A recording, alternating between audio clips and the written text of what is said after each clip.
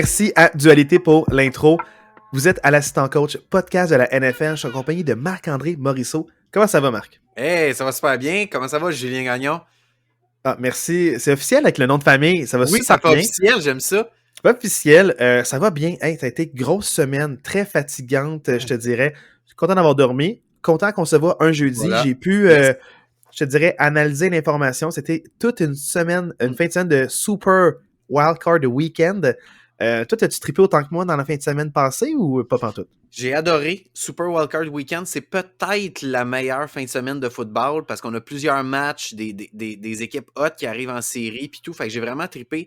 Mais juste avant, je tiens quand même à mentionner que c'est la deuxième semaine qu'on a le thème de dualité. Puis je veux juste relancer l'invitation aux gens d'aller voir sur notre page YouTube. Il y a un lien vers son YouTube à lui. Si vous ne l'écoutez pas sur YouTube, notre podcast, mais vous l'écoutez sur Spotify, Apple Podcast, peu importe, dans la description du podcast, il va avoir le lien vers son YouTube. Fait qu'hésitez pas à lui donner de l'amour. On le remercie pour notre super thème. Fait qu'un gros merci à lui. Ouais, merci encore. À chaque fois que j'arrive là, pour commencer le podcast, je la mets quelques fois. Ouais, Je te dirais, là, j'ai des frissons là, carrément. Mais c'est pas sa seule musique qui me donne des frissons. Il y a quand même des beaux textes. Là. J'en ai pas trop parlé la semaine dernière. J'étais un peu mélangé, j'étais fatigué. On a enregistré plus tard que d'habitude. Mon T'as frère surtout était parlé là. que c'est un fiscaliste, là. C'est surtout ça Mais que t'as dit. ce que je voulais dire, c'est que il y a des textes quand même engagés puis un peu plus différents. Donc, c'est sûr qu'il ne fait pas juste se vanter puis dire sa consommation de quoi que ce soit. On n'est pas là. On est dans des textes plus recherchés, puis c'est vraiment là ce sur quoi il met beaucoup d'énergie. Il se voit plutôt comme un lyriciste, puis il veut vraiment avoir des bons textes. Il y a des messages engagés aussi, il y a des tunes qui font un peu plus, je te dirais, réfléchir là, quand tu écoutes le texte, mais ça reste qu'il y a aussi des super bons beats, comme avec la trappe du trap, puis aussi avec Kids Go to School. C'est vraiment mes deux, je dirais, singles que j'ai préféré le plus de son EP. Mais sinon, là, à chaque année, là, il sort toujours quelques singles. Donc, il n'y a pas juste son EP de disponible. Allez le voir pour vrai. Ouais. Il vaut vraiment la peine. Puis, si jamais là, un jour vous voyez là, un show dans une région, puis Dualité est là, allez le voir. Puis, essayez de loin de dire hey, je connais Julien Gagnon. Puis là, ils vont. Ça aide vraiment. Je pense que ça va faire chaud au cœur. Voilà. Donc, voilà, c'était la plug. Merci encore à Dualité. On salue tous les gens qui nous écoutent de l'Europe parce qu'on a quand même plusieurs écoutes de l'Europe. Fait que les chances que vous voyez Dualité en spectacle en Europe sont plutôt faibles. Venez au Québec. C'est ça. Renseignez-vous, allez voir son Facebook, allez voir quand il y a des spectacles. Donc, ça vaut la peine, vraiment une bête de scène. Donc, voilà. Ceci étant dit, maintenant, parlons football, si tu le veux bien. Absolument. Là, on a eu 6 matchs quand même assez emballants. D'autres, certains plus que d'autres, mais commençons avec vraiment l'ordre dans la fin de semaine. On a eu droit au début samedi à 4h30, Seahawks 49ers. Les Seahawks qui étaient avec Geno Smith pour leur première année se classent d'arrache-pied en éliminatoire contre les 49ers qui, peu importe leur starter comme QB, ça marche bien. La sauce est pognée. Il était sur une séquence de 9 victoires de suite et elle se continue avec une 10e. Il gagne 41-23 contre les Seahawks. Marc, fais-moi un petit résumé du match pour qu'on comprenne un peu là, qu'est-ce qui s'est passé dans ce match-là. Ouais, San Francisco a rapidement pris les devants dans ce match-là, 10-0. Ils ont vraiment marqué à leurs 2 premières possessions, ils ont pris les devants 10-0. Moi, honnêtement, j'ai vu le début de ce match-là, je pensais vraiment que ça allait être fini, mais pour vrai, Seattle, je les ai trouvés vraiment résilients, sont remontés, puis au troisième quart, quand même, au milieu du troisième quart, c'était 17-16. Fait que c'était vraiment un match super serré jusqu'au milieu du troisième quart. Puis à partir du milieu du troisième quart, San Francisco a inscrit 24 points de suite. C'est là que vraiment le barrage a cédé de Seattle. Là, l'attaque de San Francisco a juste marché sur la défensive de Seattle jusqu'à la fin du match. Puis 24 points de suite. Puis je tiens quand même à mentionner qu'en plus des 24 points de suite, Brandon Ayuk a échappé une passe dans la zone début. Il aurait même pu faire des points de plus, là, San Francisco, si Ayuk n'avait pas échappé cette passe-là.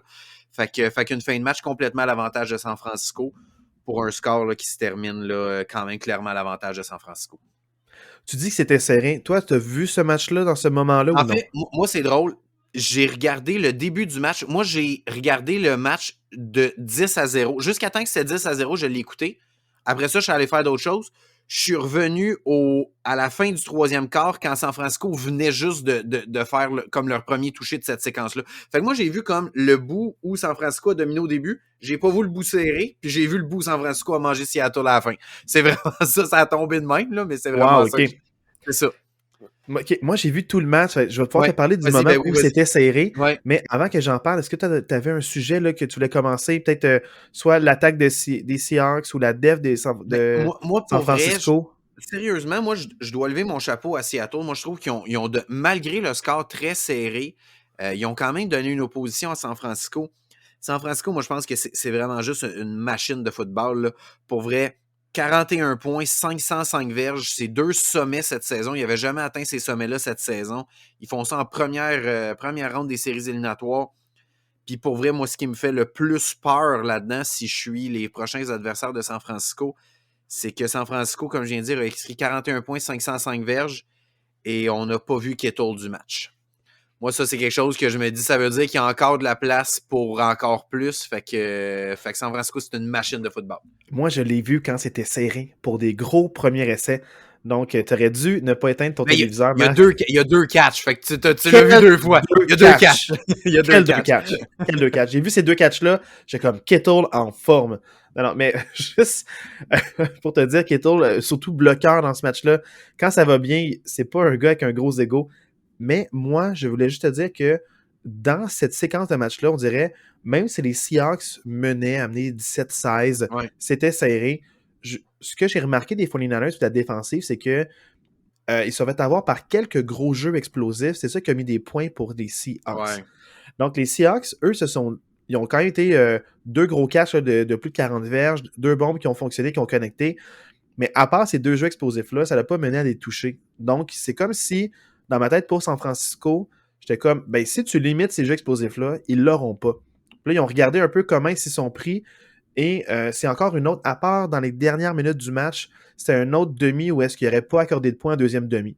Je pense qu'il y a eu un moment durant la saison où est-ce que 4 matchs de suite, ils n'ont pas accordé de points en deuxième demi. Là, ils se sont relâchés, on dit c'était 41-17, puis on fait, regarde, on va slacker, on va leur laisser le toucher. Fait que c'est vraiment un toucher qui ne voulait rien dire à la fin du match. Exact. Donc, les 49ers, je trouve qu'ils font des bons ajustements à la mi-temps. Ils comprennent l'adversaire, comment ils veulent les attaquer, puis ils ont les outils, puis le talent pour pouvoir s'ajuster puis contrer les idées offensives de l'autre équipe. Donc, c'est ça qui me fait le plus peur, c'est eux, ils se disent, si on survit la première demi, la deuxième demi, on la gagne, c'est sûr. Ouais, c'est ça. Puis pour les adversaires, c'est comme s'ils devaient se dire, on doit frapper le plus vite puis le plus fort possible, parce que quand ils vont s'ajuster, c'est fini. Dirais-tu que contre San Francisco, il faudrait prendre les devants, mettons, là, je lance un score comme ça, 27-0 en première mi-temps, mettons? Ça pourrait être même pas suffisant parce que ce qu'on va voir avec le match d'après, c'est qu'un score de 27-0 ne te garantit pas une victoire. Ça se peut que tu perdes de 31-30 un match avec vraiment 27 points d'avance. On va en reparler. C'est tant mieux pour Matt Ryan parce que peut-être qu'on va arrêter de parler du 28-3. Ouais, on va parler plus du 27-0. Plus mémoire récente, donc avoir d'autres déboires. Je pense que c'est lui le grand vainqueur de la fin de semaine, c'est Matt Ryan, dans le fond, pour ce résultat-là qu'on va reparler. Mais blague à part, pour les 49ers, ça met vraiment en confiance. C'est sûr que c'est une équipe, pour moi, c'est l'équipe à battre. Là. J'ai nommé la semaine dernière pour les favoris seulement parce qu'ils sont classés premiers, les Eagles. On dirait que j'y crois pas tant que ça. C'est comme si dans ma tête, ils ont comme un 16% de chance de gagner. Puis tout juste derrière eux, c'est comme si les 49ers avaient un 15%. C'est comme si parmi les 14 équipes en liste, c'est les deux que je vois, s'ils se rendent au Super Bowl, je les vois gagner. Pas facile, mais je les vois gagner. Ils ont tous les outils, ils ont tous le talent et les armes pour ça. Donc, 49ers, moi, l'attaque me rassure qu'ils sont explosifs. Ça joue pas d'ego, ça joue gros. Deebo Samuel aussi, un match, je pense que vers la fin du match, soit il était blessé, ils ont voulu le préserver. Il jouait plus ou il jouait moins. Je sais pas ce qui s'est passé avec sa cheville. Il revient de blessure aussi, Deebo. Hein? Puis pour vrai, il a été vraiment utilisé. Là, 133 verges par la passe, puis il y a eu quand même des courses aussi, 32 verges par la course. Fait que, moi, je pense qu'à la fin du match, ils ont vraiment dit, là, celui-là qu'on va en garder pour la semaine prochaine, ouais, Deebo. Il y a un moment où est-ce que il fait une course, puis il se fait plaquer, puis il y a un gars des Seahawks qui tord la cheville. À partir de ce moment-là, j'ai vu l'équipe vraiment plus frustrée, plaquer plus fort, plaquer plus solide, puis vraiment, c'est comme s'ils se vengeaient pour Deebo de se plaquer salaud-là, puis ça l'a plus nuit aux Seahawks qu'autre chose. Les Seahawks, là, jeune défensive, ils ont joué salaud, ils ont voulu déconcentrer l'adversaire, puis à la fin, ça leur a plus nuit qu'autre chose. Mais Donc, leur marque de commerce aux Seahawks cette année, quand ils ont été hot, les Seahawks, pourquoi ils étaient hot? C'est que leur défensive jouait comme ça, c'était une défensive. Je me souviens de l'avoir dit à une certaine semaine là, au podcast, je me souviens plus quelle semaine, mais dit ce qui fait le succès des Seahawks en ce moment, c'est qu'ils ont une défensive qui est robuste, qui est rough, puis qui font beaucoup de turnover. Mais contre San Francisco tourne pas le ballon. Fait que c'est vraiment ça qui a nuit parce que en première demi, ils tenaient, mais ils ont pas été. La défensive des Seahawks n'a pas été capable d'aller chercher des turnovers, soit des interceptions, des fumbles pour ramener le ballon dans les mains de Geno. Puis je pense que c'est vraiment ça qui a fait la différence. Là. Et puis même en fin de match, Christian McCaffrey, tu sais, ce gars-là, ton exemple, c'est comme un premier et 10, il se fait toucher à la ligne de 2 verges, il continue à courir, il gagne 8 verges, il flex, c'est 41-17 là. Ouais. Puis le gars, il continue à tomber en avant puis à faire mal. Puis le premier contact, c'est lui qui fait tomber le défenseur. Puis c'est le deuxième puis troisième joueur qui réussissent à l'arrêter. Ce gars-là, il jouait pour vraiment là, faire un statement. Puis tout un statement qu'il a fait durant ce match-là aussi. Donc vraiment, ça a énormément aidé l'équipe. C'est pas la seule raison je te dirais, c'est pas la seule raison de tous les succès des 49ers, mais ça les aide énormément. Donc, pour vrai, c'est hallucinant cette équipe-là. J'ai hâte de voir le prochain match. Exact. Puis moi, pour vrai, que tout ce qu'on vient de dire, là, moi, ce que ça me démontre, c'est à quel point Kyle Shanahan puis tous ses assistants sont solides comme entraîneurs. Tu sais, quand tu parles du nombre de matchs là, qui n'ont pas donné de points en deuxième demi, ça te donne ça une idée à quel point sont capables de s'ajuster à l'autre équipe en cours de match. Moi, vraiment, je suis vraiment très, très, très impressionné par ce coaching staff-là. Puis soyez pas étonnés que, tu sais, je parlais de Kittle, là, la semaine dernière contre Seattle, c'est Debo qui a eu un gros match. Soyez pas surpris que la semaine prochaine, Debo, on le voit à peu près pas, puis que ce soit Kittle qui ait à peu près toutes les cartes, justement pour induire Dallas en erreur par rapport au plan de match. Ils ont tellement un coaching staff incroyable, là, vraiment, c'est vraiment impressionnant. Ça. Non, je suis sûr que les formations de jeu qu'ils ont utilisées, ils vont les modifier, ils vont donner la même impression. De la semaine dernière, on a fait ça, cette semaine, on va faire autre chose avec. Il y a beaucoup de déroutes en arrière, beaucoup de mouvements, puis tu sais jamais à qui va donner la balle. Tu sais, le play action, c'est un play action. C'est fou, là, ouais. Il faudrait trouver un autre terme parce que c'est pas juste play action. Un receveur en mouvement, le feinte, il y a Juszczyk qui est là, le fullback des fois. Il y a littéralement, fou, pour un jeu au sol, il y a 3 options pour à qui donner le ballon pour courir. Le corps arrière devient une 4e option de course viable avec Purdy, puis il peut passer à pas mal n'importe qui, à qui il n'a pas donné le ballon, et les autres receveurs qui sont dans le champ. Donc, pour le vrai, c'est hallucinant. Avant de passer au prochain match, Marc, si tu le veux bien, j'aimerais qu'on parle un peu des Seahawks. Ils viennent d'être éliminés, donc il y aura peut-être du mouvement au niveau du coaching staff, peut-être du mouvement au niveau du personnel, mais c'était une jeune équipe. Puis aussi, il y avait Geno Smith comme première saison-là. Moi, on dirait que je vois ça comme une réussite, donc je ne suis pas déçu de les voir partir. Surtout avec la fin de saison chancelante qu'ils ont eue. C'est pas une surprise, surtout contre les 49ers. Mais comment est-ce que toi, tu les vois l'année prochaine? Est-ce que tu les revois encore en série ou ça va être difficile selon toi? Mais tu sais, clairement, si en début de saison, là, avant la semaine 1, on avait dit à Pete Carroll et à son équipe d'entraîneurs, tu vas faire les séries éliminatoires, Pete Carroll, il aurait signé ça sans même hésiter. À Seattle, c'était pas supposé d'être une saison où on faisait les séries éliminatoires, c'était supposé être une saison, sans dire de reconstruction, un peu de trouver développement une nouvelle de joueurs, peut-être? Ouais, exactement. On avait changé de corps arrière, une jeune défensive. Fait que moi, je pense que cette année, pour Seattle, c'est une année qui est réussie, clairement. Moi, je pense que pour les Seahawks, faut signer Geno Smith et s'assurer qu'il reste avec nous pour les prochaines années. Moi, j'ai adoré ce que j'ai vu de ce gars-là. Puis moi, je pense que clairement, ça prend 1 ou 2 vétérans en défensive pour accompagner ces jeunes-là. Tu sais, tu parlais un peu d'une défensive salaud, tu sais, que dès qu'ils ne font pas de turnover, ils sont moyennement dans le match. Moi, je pense que ça prend 1 ou 2 bons vétérans pour venir chapeauter tout ça. Par rapport à l'année prochaine, est-ce qu'ils sont capables de refaire les séries éliminatoires? Je veux pas dire non, parce que pour vrai, j'aime l'attaque qu'ils ont, j'aime le projet qu'ils amènent avec justement Geno, Kenneth Walker III, qui est vraiment une belle option. T'as Metcalf, t'as Lockett, t'as une défensive qui se peut. Sauf que moi, l'année prochaine, ils sont quand même dans la NFC West. Puis la NFC West, l'année prochaine, je vois San Francisco encore très fort. Moi, je pense que les Rams, l'année prochaine, vont revenir avec une équipe compétitive. Fait que, tu sais, moi, je pense que ça risque d'être peut-être plus difficile pour Seattle l'année prochaine de refaire les séries éliminatoires. Et qui sait, les Cardinals, s'il n'y a pas de déroute avec les crises d'ego et d'attitude exact, de Kyler Murray ou sa blessure aussi. sais, même s'ils ne reviennent pas une top équipe de la NFL, il n'y aura pas une fiche aussi désastreuse que cette année, Arizona, l'année prochaine. Fait que, tu sais, pour Ouais, Seattle, puis moi, je pense que ça va être plus difficile l'année je sais prochaine pas de faire pour les toi, mais je séries. me rappelle que Cardinals a eu des beaux flashs en défensive. Il y a eu quelques Ouais, matchs où est-ce que la défensive a pris le contrôle de certains matchs pour donner à l'attaque un match plus facile aussi. absolument. Donc, tu sais, il y a des beaux éléments là aussi. Je sais pas trop au niveau des signatures, qui revient pas.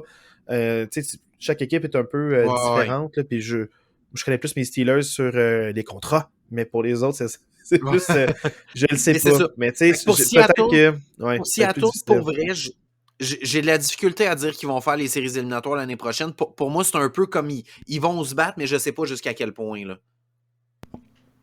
OK, quand même. Ouais. Ben, je te repartage sur sur plusieurs points. La seule affaire que je me demande, c'est plus est-ce qu'avec Kenneth Walker, justement, là, de Third, qui est extrêmement explosif, s'il se blesse pas aussi, il connaît un peu plus comment se gager, puis contrôler, puis dans le fond, bien attaquer ses corridors de course, briser les plaqués, peut-être qu'il va être encore meilleur l'an prochain.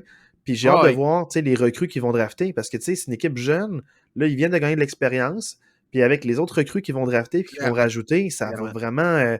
Ça peut aider les positions plus faibles. Je ne sais pas c'est lesquelles positions qu'eux considèrent faibles, qu'ils veulent améliorer. Mais ça peut être encore une division, là, comme l'année passée, c'était une division extrêmement compétitive qui est Absolument. relevée. C'était Ouais. eux qui étaient, dans le fond, la division avec 3 équipes qui faisaient des séries, Ouais. mais tu sais, pas des séries, mais des éliminatoires. Donc, peut-être qu'ils vont revenir, c'est eux qui font, il y a un top 3 qui vont se classer. Peut-être que c'est ça. Donc, je trouve ça Ça assez se peut. Ouais. exceptionnel. On va parler des 49ers plus tard dans leur match qui vont venir la semaine prochaine. Donc maintenant, parlons du match des Chargers contre les Jaguars. Un match que j'attendais énormément parce qu'il y avait 2 corps arrière recrues qui vivaient leur premier match éliminatoire. Justin Herbert pour les Chargers et aussi, là j'ai un gros blanc parce que tu me Trevor regardes, Lawrence. Trevor Trevor Lawrence Lawrence. avec les Jaguars. Et c'est ce match vraiment là, un corps arrière de 3e année, un autre de 2e année une équipe très jeune des Jaguars, une équipe avec beaucoup de potentiel des Chargers, mais avec quelques éléments clés blessés. J'avais aucune idée de ce que ça allait donner et ça allait donner tout un spectacle, 31-30 à la toute fin du match. J'espère que ceux qui ont fermé leur téléviseur à 27-0, sans mordre les doigts, de ne pas l'avoir vécu en live comme je l'ai vécu, c'était un match exceptionnel. Outre le score, Marc, 31-30, comment ça s'est vécu ce match-là? Ben, petit résumé là, rapide. Première demi, là, vraiment, ça a été une catastrophe pour l'attaque des Jaguars. Tu sais, la semaine passée, je parlais beaucoup de la confrontation de l'attaque des Chargers contre la défensive des Jaguars. J'avais pas beaucoup parlé de l'attaque des Jaguars, mais vraiment, c'est une première demi qui était catastrophique. 5 turnovers pour la défensive des Chargers en première demi, 4 interceptions, un fumble recouvert. Vraiment, ça a été vraiment une catastrophe. Puis pour moi, ce qui était frappant, c'est que c'était pas la défensive des Chargers qui faisait des gros jeux, c'était vraiment des mauvaises décisions de Trevor Lawrence. Trevor Lawrence a connu une première demi catastrophique. Là, on va dire les vraies choses. Là. C'était vraiment des mauvaises passes, là, les interceptions. C'était pas des gros jeux défensifs que tu fais comme oh my god, tu sais, chapeau. C'est vraiment Trevor Lawrence qui lançait un peu, qui était vraiment, je pense, décontenancé par le moment.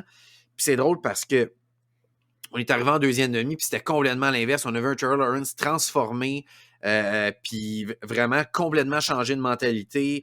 Tu sais, c'est pas compliqué. En 5 possessions, les Jaguars, ils ont 4 touchés, un field goal en deuxième demi. Là. Fait qu'ils ont complètement changé la dynamique de ce match-là. L'attaque des Jaguars a vraiment été incroyable en deuxième demi. Puis c'est ça. Moi, je souligne vraiment le fait qu'avec 5 minutes à faire au match, les Jaguars marquent un touché, c'est 30-20. Les Jaguars marquent un touché, ça fait 30-26. Donc, si on fait le converti d'un point, ça fait 30-27. Donc, on est uniquement à un placement d'égaliser le match puis d'essayer d'aller en prolongation.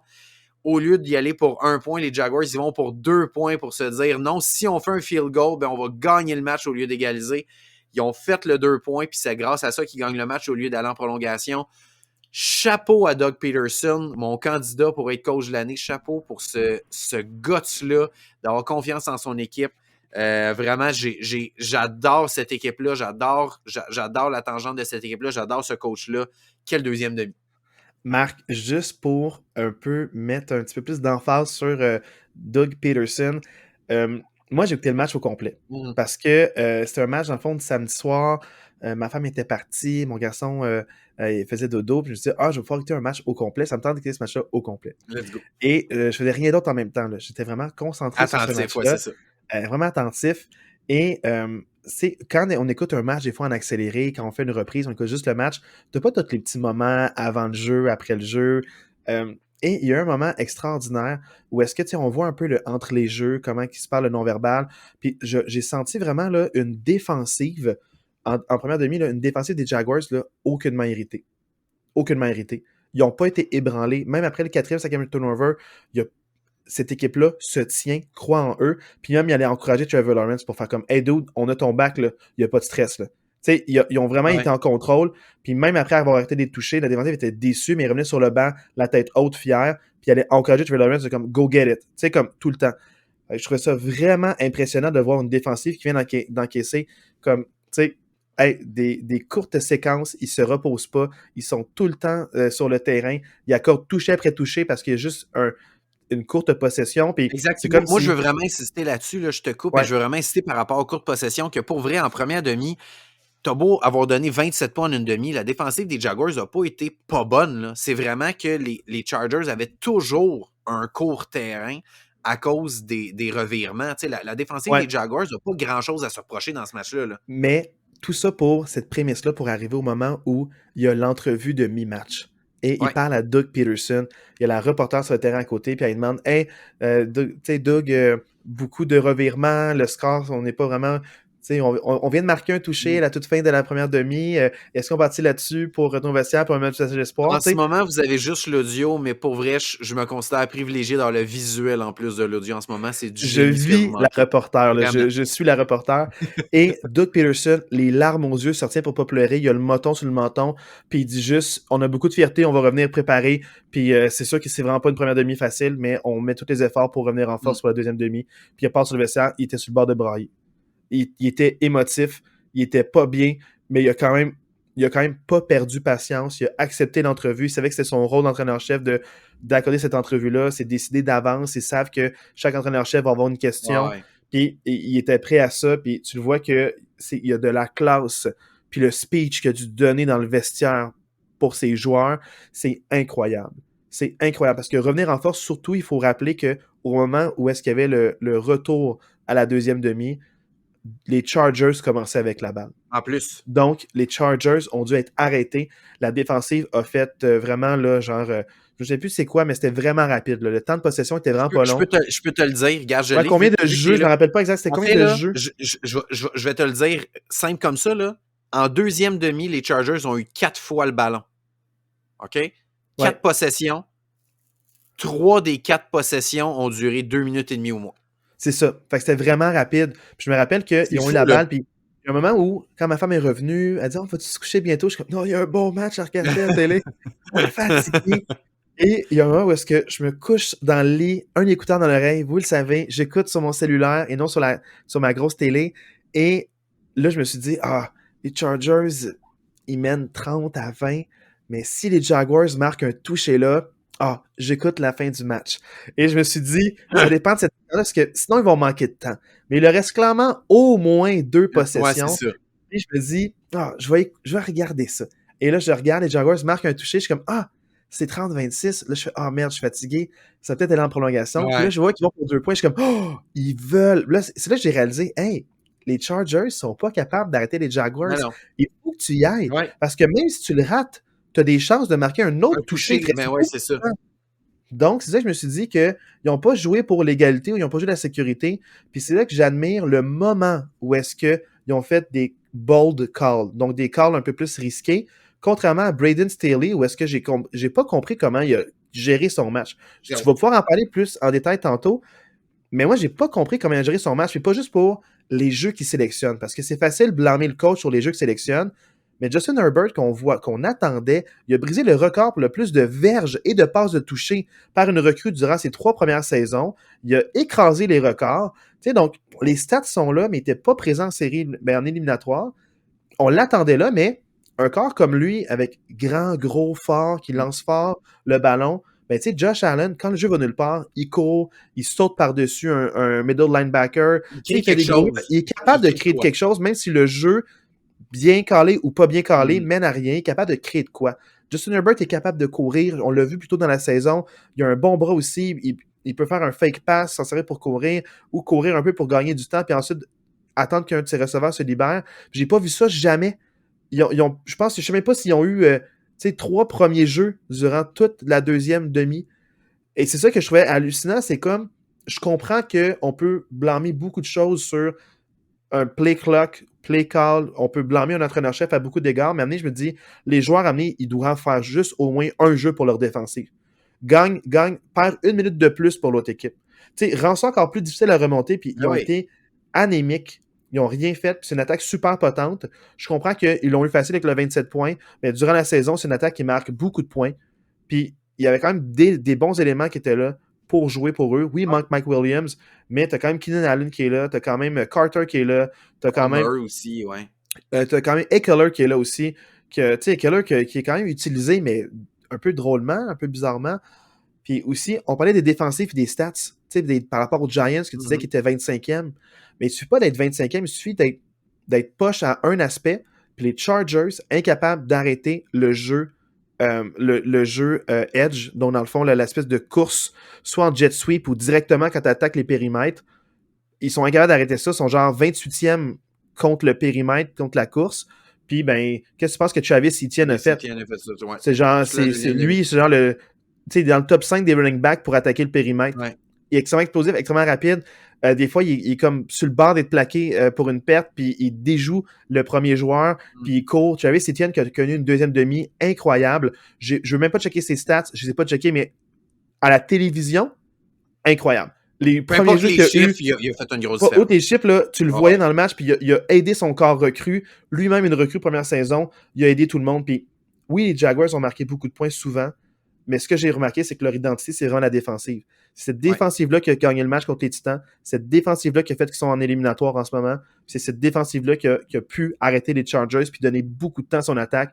Puis quelle équipe, quelle histoire. Puis ça me fait peur un peu pour les Chiefs qui font leur entrée en scène la semaine prochaine. Ça, Ça me on va fait en parler vraiment tantôt, je suis peur pour eux. 100% d'accord. Tu sais, je suis d'accord avec toi. Tu sais, on n'a pas été tendre là, envers le coach en chef des Chargers, là, à l'assistant coach podcast. Ça fait quand même plusieurs semaines qu'on critique certaines choses. Tu sais, bon, on va le dire aussi, là, le coordonnateur offensif. Puis je pense qu'il y a un autre coach aussi qui a été congédié là, suite à ce match-là. Je me souviens plus lequel. Là, je pense le coach du jeu à L'entraîneur l'arrêt, des whatever. Là. corps. L'entraîneur Whatever, des quelque corps chose de arrière. même, ouais, c'est ça.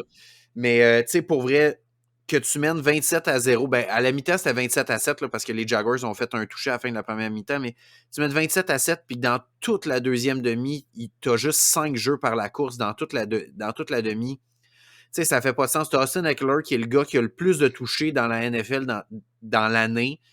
Tu lui donnes pas le ballon plus souvent que ça. Tu sais, c'est sûr que ça, c'est étrange un peu, mais comme tu dis, on peut pas se limiter à ça. Tu as quand même Justin Herbert, qui est un des corps arrière top 5 dans cette ligue-là, puis qui trouve pas le moyen de faire quelque chose en deuxième demi. C'est quand même inquiétant, ça aussi. Fait que, tu sais, pour moi, vraiment, on peut s'éterniser comme on veut sur les Chargers, mais pour moi, chapeau aux Jaguars. Quelle remontée incroyable. Quelle équipe qui veut pas perdre. Quelle équipe qui laisse tout sur le terrain depuis le milieu de la saison. Là, la sauce a vraiment pogné dans cette équipe-là. Puis vraiment, chapeau aux Jaguars. Chapeau à eux qui ont trouvé une façon d'aller gagner, qui ont tout donné, qui ont tout laissé sur le terrain. Puis vraiment, moi, je suis vraiment plus fier des Jaguars que fâché des Chargers. Je ne sais pas si vous comprenez la Ouais. nuance, là, mais pour moi, c'est vraiment plus ça. Je dis ouais à ta question comme si tu parlais à moi. Non, ouais. Ouais. Mais pour faire un peu de. Tu sais, juste ajouter une petite nuance puis une couche de plus à ton propos, c'est que les Jaguars aussi, ils ont été mis dans cette position fâcheuse-là parce qu'ils ont encore recru. Puis on sait jamais en éliminatoire comment une première expérience peut t'affecter. Puis si c'était pas de Trevor Lawrence qui lance vraiment plusieurs passes atroces, mal visées, En puis première que demi, ses ouais. nerfs un peu perdent le contrôle, si c'était pas de ça, peut-être qu'il aurait eu plus facile contre les Chargers, puis on parle pas de la grosse remontée. Exact, c'est ça. Donc, tu sais, pour moi, c'était la meilleure équipe sur le terrain. peut-être aussi les groupes le plus unis, le plus soudés, surtout face à cette adversité-là, la manière qu'ils ont répondu.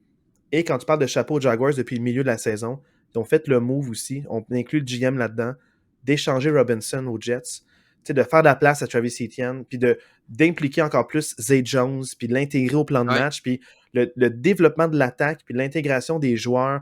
On blâmait beaucoup Christian Kirk aussi en début parce qu'il était payé énormément, a eu quelques beaux matchs, mais pas tant que ça, comparativement aux autres qui étaient payés autant dans d'autres équipes.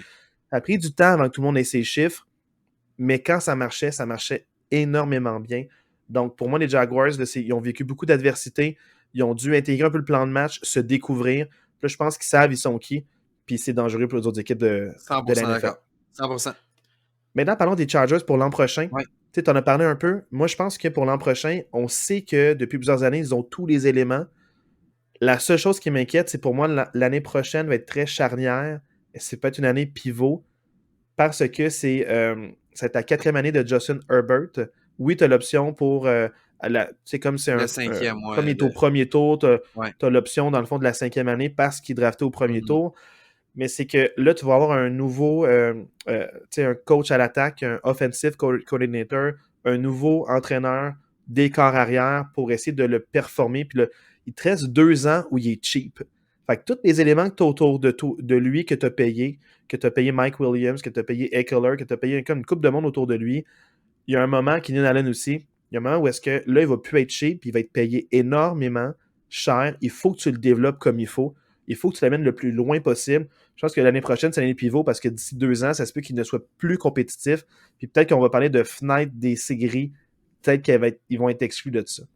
Dépendamment de comment ils l'amènent parce que à cause de toutes les stats et les chiffres, c'est sûr qu'il y aura un gros contrat. Mais en fait, même, c'est drôle parce que moi, le mot pour mot, je vais te lire ce que j'ai écrit sur mes notes. J'ai écrit, pour moi, les Chargers, ça va être difficile de ramener tout le monde.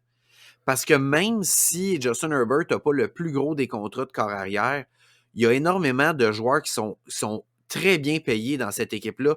Il y a une ligne à l'attaque qui prend beaucoup de place sur leur masse salariale parce qu'il y a une bonne ligne à l'attaque. C'est pas pour rien qu'Eckler, il y a autant de succès que ça. Ils ont vraiment une bonne ligne à l'attaque.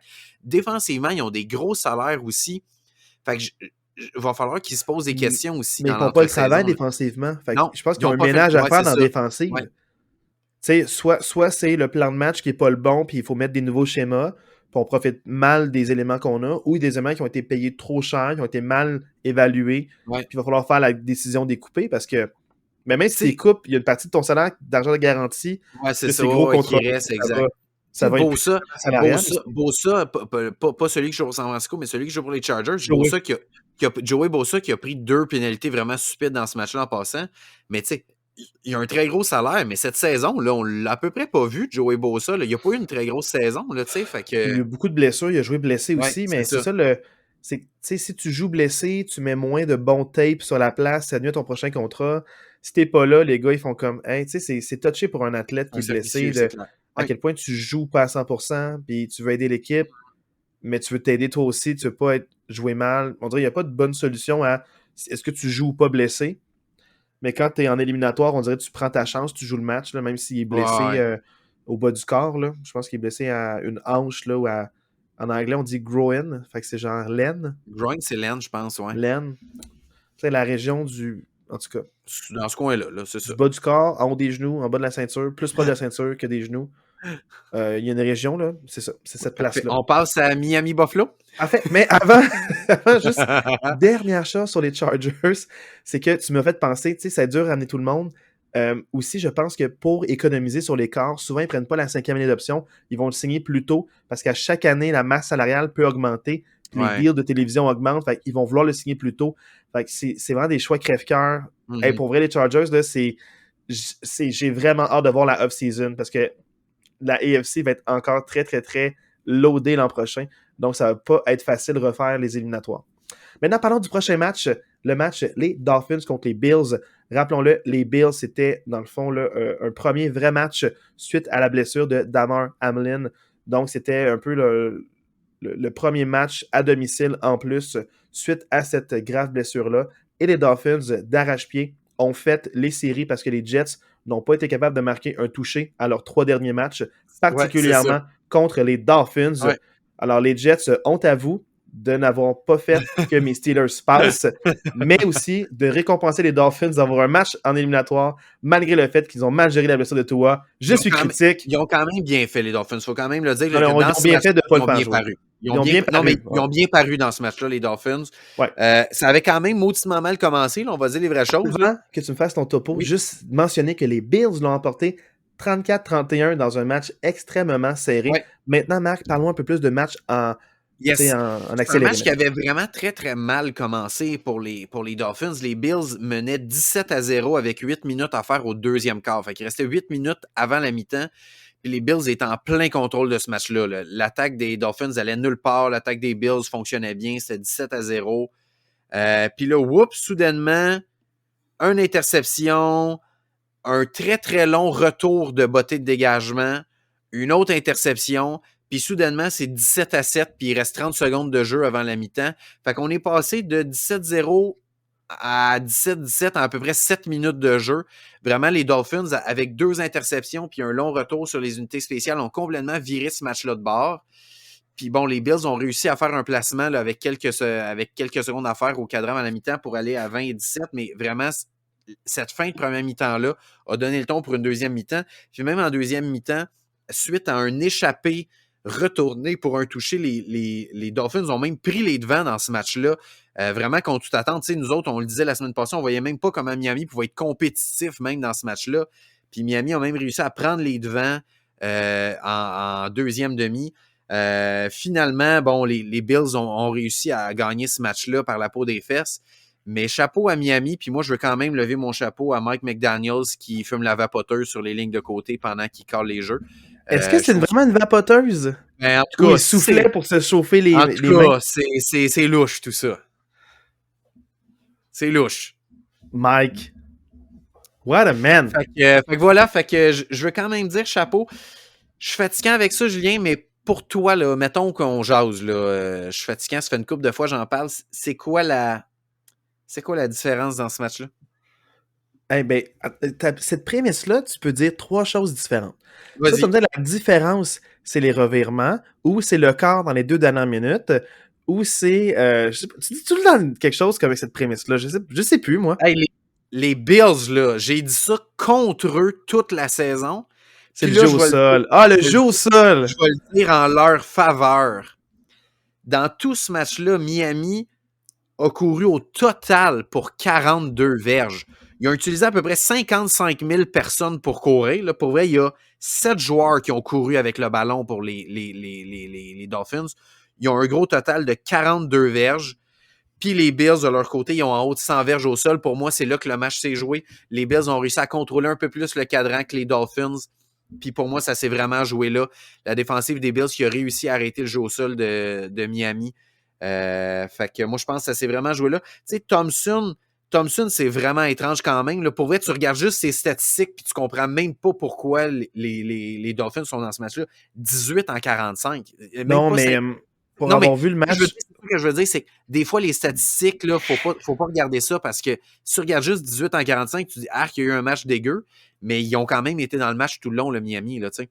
Mais ce que je voulais dire par rapport à Thompson, c'est qu'il a vraiment pas été wow. Puis il y a beaucoup de moments où est-ce qu'ils ont eu des courts terrains suite à des revirements, puis ils ont juste eu un placement. Ouais, c'est ça. Fait, il a pas vraiment été comme une pierre d'assise, il a pas été constant, il y a eu des beaux flashs, mais les receveurs de Miami, au premier quart, ils ont échappé tellement de ballons. Waddle, genre, à lui tout seul, 4 passes échappées. Ouais, je capotais, je comprenais pas. Puis aussi, juste pour dire, Josh Allen, il y a eu beaucoup de critiques là, sur ESPN, puis autres, là, puis whatever. Mais genre, juste dire que sa deuxième interception, c'est vraiment pas de sa faute. C'est une passe qui a été, dans le fond, défendue par un défenseur, mais vers le haut, puis c'est un autre joueur, 6 pieds plus loin, qui l'attrape, puis juste à bonne place au bon moment. Fait que c'est pas comme s'il avait pris des mauvaises décisions, puis il était tête en l'air, puis que je faisais pas confiance pour la suite. Là. C'est pas, il y aura pas 2 interceptions la semaine prochaine. Non. Tu sais, je pense pas que ça arrive. Mais je tiens à dire quand même que les Bills, on voyait dans le fond, peut-être, je te dirais que je sais pas qu'est-ce qui s'est passé avec eux, mais ils ont été ébranlés. Puis la défensive aussi, il y a eu beaucoup de mouvements. Je parle pas juste de Damar Hamlin, je parle de Micah Hyde qui revient. Donc, il y a beaucoup de revient de blessures, change un peu des positions. Fait que leur identité en défensive, je pense que plus les semaines vont avancer, plus ça va se stabiliser en défense. La rotation va être peut-être mieux, puis on dirait c'est comme si plus les semaines avancent, plus la défensive va se placer, va être bonne, mais c'est l'attaque qui, pour moi, m'a vraiment surpris avec les revirements et le manque d'efficacité par la passe. 100% d'accord, tu sais, puis c'est ça. Dans le sens que pour moi, les Bills, chapeau d'avoir réussi, de trouver une façon de se gagner ce match-là. Tu sais, le Super Wildcard Weekend, on l'a dit, c'est souvent des matchs contre des équipes de la même division. Puis, tu sais, c'était la 3e fois qu'ils se voyaient cette saison-ci, ces deux équipes-là. Fait que, tu sais, t'as beau essayer de changer plein d'affaires, ça reste que c'est deux équipes qui se connaissent bien. Fait que c'est un match serré. Chapeau à Buffalo qui sort gagnant de ça. Il aurait pu s'enfarger les pieds dans le tapis, Buffalo, mais ils sortent gagnant de ce match-là. Puis c'est pas nécessairement un match qui m'inquiète pour la suite pour Buffalo. Ils ont réussi à gagner. C'est un match de série. Tu gagnes, tu passes, puis merci, bonsoir. Hey, quand même, 3 matchs sur 6 des matchs de division. Ouais, c'est dur de gagner 3 fois contre le même adversaire. Ouais. Avec un plan de match puis une exécution encore meilleure puis plus fraîche aussi là, pour mettre en déroute l'adversaire. C'est extrêmement difficile de gagner 3 fois contre une équipe. C'est une grande fierté de le faire. Je souligne les 49ers qui gagnent 3 fois contre les Seahawks. C'est fou ça. Puis c'était cette fois-là qui était la plus difficilement disputée. Donc, il faut le faire quand même. Maintenant, parlons du prochain match. Juste avant, Miami. Oui, tu as raison. Miami pour la suite. Je te lis ce que j'ai écrit. Pour moi, ce qui va être le plus important pour Miami dans l'entre-saison, ça va être de se trouver un médecin en chef qui se peut et qui se respecte. Pour moi, c'est ce qui va être le plus important pour Miami. Moi, ça va être consolider la position de corps. Est-ce que c'est toi que tu veux, malgré toutes les blessures, est-ce que tu vas pouvoir préférer changer pour un autre? Ça va être vraiment plus, est-ce qu'on fait confiance à lui, puis l'entre-saison, il va arriver en santé? Moi, je pense que c'est là parce qu'ils ont fait d'excellentes acquisitions comme Bradley Chubb en défensive. Vraiment, donc, Tyreek Hill aussi à l'attaque. Donc, cette équipe-là, les running backs nouveaux, mais c'est des gens brisés de San Francisco qui sont là. Wilson et Mustard qui sont revenus littéralement trop de blessures là-bas. Ils ont laissé aller.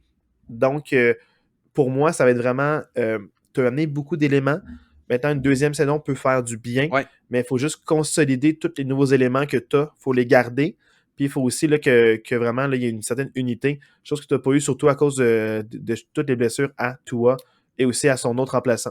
Exact, mais je suis d'accord avec toi pour la position de corps parce que, tu sais, Tua, oui, il a fait le travail, mais tu sais, sans être méchant envers ce gars-là, il a quand même eu, pour vrai, je veux même pas compter le nombre de commotions cérébrales qu'il y a eu cette année, là. C'est 3, 4, peut-être même plus, là. Fait que, tu sais, pour vrai, tu sais, 3, 4 commotions cérébrales en si peu de temps que ça se peut qu'il revienne jamais au potentiel qu'il avait. Fait que oui, c'est une question qu'il va falloir qu'il se pose les Dolphins, c'est sûr. Blessure aux chevilles, il y a eu la hanche reconstruite au complet à cause d'une blessure qui a cassé la hanche en deux au college. Il a manqué 1 an de jeu d'université à cause de ça. Donc, la liste des blessures, pas juste dans la NFL, mais aussi avant, elle est très grave. Donc, pour moi, ça m'inquiète beaucoup parce que, tu sais, c'est quand même, il a lancé 6 passes de toucher dans un match. Personne ne fait ça. Non, c'est ça. Qui fait ça? Là? Ça arrive une fois par 4-5 ans. Là.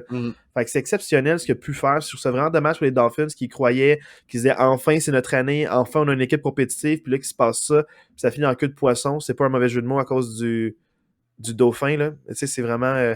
ça finit vraiment en queue de poisson, puis je trouve ça vraiment dommage pour les fans. J'aime ça qu'une équipe puisse être compétitive une fois de temps en temps. Donc, voilà. Marc-André, là, maintenant, on est rendu au segment Mea culpa. Okay? Donc, la semaine dernière, il y a eu 3 moments Mea culpa. Est-ce que tu as une idée ou tu t'en doutes pas du tout? Ben, je pense que mon premier mea culpa, c'est que j'ai complètement oublié de mettre l'audio de Dualité là, dans nos remises de prix. Fait que tu as eu l'air d'un gros jambon en disant Marc-André, tu mettras la musique, puis là, tu imites la musique, puis t'es full content, puis finalement, j'ai même pas mis la musique. Fait que ça, c'est all on me. Je fais un hype comme s'il y avait de la musique, puis là, je dis, puis là, c'est comme s'il y avait un award, on crie, Max, il fait un petit wouh en tapant des mains. Puis finalement, là, ce segment-là n'a pas pogné parce qu'il n'y a pas vraiment eu la musique. Deuxième mea culpa, Marc, est-ce que tu as une idée de l'erreur que tu as faite? Je pense que j'ai surestimé les Vikings malgré toute la saison. Je leur ai chié dessus. Je les ai surestimés en séries éliminatoires. Tout à fait, mais ça, c'était mon troisième pour faire une espèce de... j'aurais aimé ça que ça marche, mon segment mea culpa. Ça marche pas, mais le deuxième mea culpa, c'est dans ton Vox Pop, t'es arrivé pas préparé. T'es un gars tu prends plein de notes, tu connais tous les matchs futurs des autres équipes. Même à la semaine 17... tu savais les matchs d'avant, les matchs d'après. C'est comme une séquence, là, j'imagine que tu as un gros babillard chez toi dans ton sous-sol avec plein de petites pins puis de cordes qui va d'une équipe à l'autre avec des résultats puis des chiffres. Tu arrives vraiment préparé. Mais quand tu nous as demandé les 3 attaques aériennes les plus prolifiques, Max et moi, on les a eues du premier coup, mais tu nous as dit non pour les Buccaneers qui étaient top 3 par la passe en termes de verges. Puis tu nous as dit non, pas eux. Puis là, on est comme ah, mais ils passent full en plus. Puis là, tu as dit les Bengals qui sont 5e. Donc le top 3, c'est vraiment c'est numéro 1 les Chiefs. Ensuite, c'était les Bills. Puis en 3e position, les Buccaneers. Puis tu nous as dit non. 4e position, les Vikings. Chargers. Les Vikings ou les Chargers, me semble. Je suis plus trop, en tout cas. Il me semble qu'il y avait les Chargers. Ah, t'as raison. Là, c'est moi qui fais mon mea culpa. J'ai un blanc du tableau que j'ai vu il y a quelques jours. Donc, mea culpa de ce côté-là. Puis aussi, dans le fond, le 3e, c'est que je t'ai même dit après, je comprenais pas au téléphone. Toute la saison, tu as dit, je cite, si je suis une équipe de la NFC, l'équipe que je veux voir, c'est les Vikings au premier tour. Et tu as dit exactement la même phrase en changeant Vikings pour Giants la semaine dernière. Puis je comprends pas. Puis moi, je te disais, les Giants, ils ont une bonne défensive. Puis tu m'as dit, je cite, un mot qu'on va essayer d'enlever parce que ça reste des professionnels de la NFL. Avec leurs petits doigts, ils peuvent me casser en deux. Mais tu m'as dit, ils sont nuls à chier, ils sont 25e. Moi, je t'ai dit, les stats de saison veulent rien dire. Même la preuve, j'ai revérifié. Les Chiefs, quand ils ont gagné leur Super Bowl, la défensive était 23e en saison. Mais parmi toutes les équipes qui ont fait les éliminatoires, elles s'étaient classées 3e meilleure défensive après ça. Donc, quand on sait jamais, il faut toujours se renseigner, est-ce que c'est à cause des blessures, des signatures, des ajouts, qu'est-ce qui s'est passé, changement de coach, il y a toujours plein d'événements qui se passent, mais les Giants, avant qu'on parle de ce match-là, ont gagné 31-24 et c'était Daniel Jones à la position de quart contre Kirk Cousins, donc un match-up qu'on n'est pas habitué de voir, qui était dans le fond les Giants en éliminatoire pour la première fois depuis 6 ans, contre les Vikings avec Kirk Cousins, puis une attaque super prolifique de Justin Jefferson. C'était le clash entre l'attaque des Vikings et contre la défensive des Giants.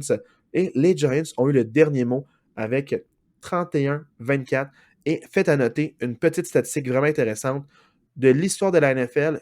Daniel Jones, c'est le premier corps arrière qui passe pour 300 verges, court pour plus de 70 verges et marque 2 touchés par la passe ou plus.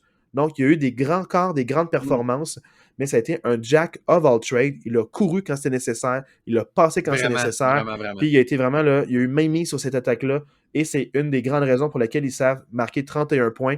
Puis toute la saison, je disais, il marque en moyenne 20 à 24 points. Si tu marches plus que 24 points, tu es assuré de la victoire. Et moi aussi, j'ai été mis en déroute. Je ne les voyais pas gagner par un haut score. Je voyais les Giants gagner par un plus petit score que ça. Et ça m'a vraiment surpris. Marc, comment s'est passé ce match-là? Peux-tu faire un petit résumé de ce match-là? En fait, les Vikings ont pris les devants rapidement 7-0, mais ils n'ont pas vraiment été en contrôle du match parce que rapidement, les Giants sont revenus avec trois possessions avec des points. Les Giants ont pris les devants 17-14. 17-7, excuse, 17-7. Après ça, les Vikings sont revenus 17-14. Bon, là, on s'est échangé une coupe de toucher, blabla. On s'est ramassé au 4e quart avec une égalité de 24-24. Et après cette égalité-là de 24-24, les Giants ont réussi à mettre un toucher sur le tableau, prendre les devants 31-24. Les Vikings avaient le ballon avec 3 minutes à faire. Puis c'est là qu'on reconnaît les grands corps, s'ils sont capables de faire pousser en fin de match. Et puis Kirk Cousins n'est pas un grand corps. C'est un bon corps, mais c'est pas un grand corps, Kirk Cousins. Il n'a pas été capable de remonter le terrain. Et puis, les Giants ont gagné là-dessus. Dans le fond, 31-24, la victoire pour les Giants. Moi, ce que je trouve vraiment impressionnant par rapport à cette victoire-là, c'est que les Giants ont gagné et la défensive a fait tout un travail pour avoir vu le match, plus la deuxième demi que la première demi. Ce que j'ai remarqué, c'est que les Giants ont eu une bonne défensive, mais ont limité les gros jeux. Ils n'ont aucun sac, aucun revirement, mais dans ma tête, ils ont joué un match exceptionnel. C'est comme s'ils se sont dit, je fais mon assignation et je n'essaie pas d'en faire trop, je n'essaie pas de me compromettre pour une interception, de me compromettre pour un sac du corps, je limite le terrain, je limite les gains. Ils ont joué leur assignation de main de maître, le coach a eu tout un travail à faire pour les schémas défensifs. Les Giants, là, ils ont vraiment là, mis beaucoup de pression sur Kirk Cousins, mais ils n'ont jamais été capables d'avoir le sac et ils n'ont aucun revirement, mais ils l'emportent 31-24, comme on le disait, avec un Justin Jefferson qui était en route à 2 matchs à faire pour la saison, pour le record de verges par la passe. et beaucoup de touchés. TJ Hawkinson qui se mettait en marche en fin de saison, on l'a pas vraiment vu ce match-là. Oui, mais pas de manière constante. Il y a eu des flashs. C'est lui qui a eu le plus d'impact sur l'attaque des Ouais, Vikings, là, plus que mais pas Jefferson dans ce autant match-là. que. Là, mais... Je me dis, si Jefferson est couvert, c'est qui la deuxième meilleure couverture pour couvrir TJ Hawkinson? Ouais.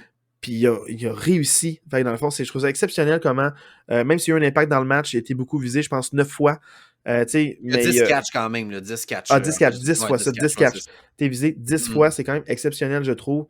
Donc, pour moi, ça s'explique simplement que les Giants se sont dit, tu vas nous battre de manière méthodique, petit à petit, puis tu seras pas capable de mettre des 10-12 jeux dans une séquence. Parce que souvent, les Vikings, quand ils marquent des points, c'est 3-4 jeux, c'est explosif, Oui, c'est c'est ça. genre 1 minute et demie, 2 minutes max d'attaque, puis ils ont marqué un touché, puis ils ont eu 2 jeux de 40 verges. Tu sais, souvent, c'est Ouais. ça. Ouais. Et là, ils ont dit, tu ne nous battras pas par ça, fais tes checkdowns, puis vas-y méthodiquement, parce que nous autres, on va t'empêcher les passes de plus de diverges, puis ils ont réussi. C'est le Absolument. pari qu'ils ont dit, puis ils ont réussi, puis je trouve ça exceptionnel, la manière qu'ils ont joué les Vikings, puis sortir de là avec une victoire. Puis Daniel Jones, la performance qu'il a, Vraiment, moi, Daniel Jones, pour moi, wow, je moi, ne m'attendais pas à ça. Toi, tu insistes beaucoup sur la défensive des Giants.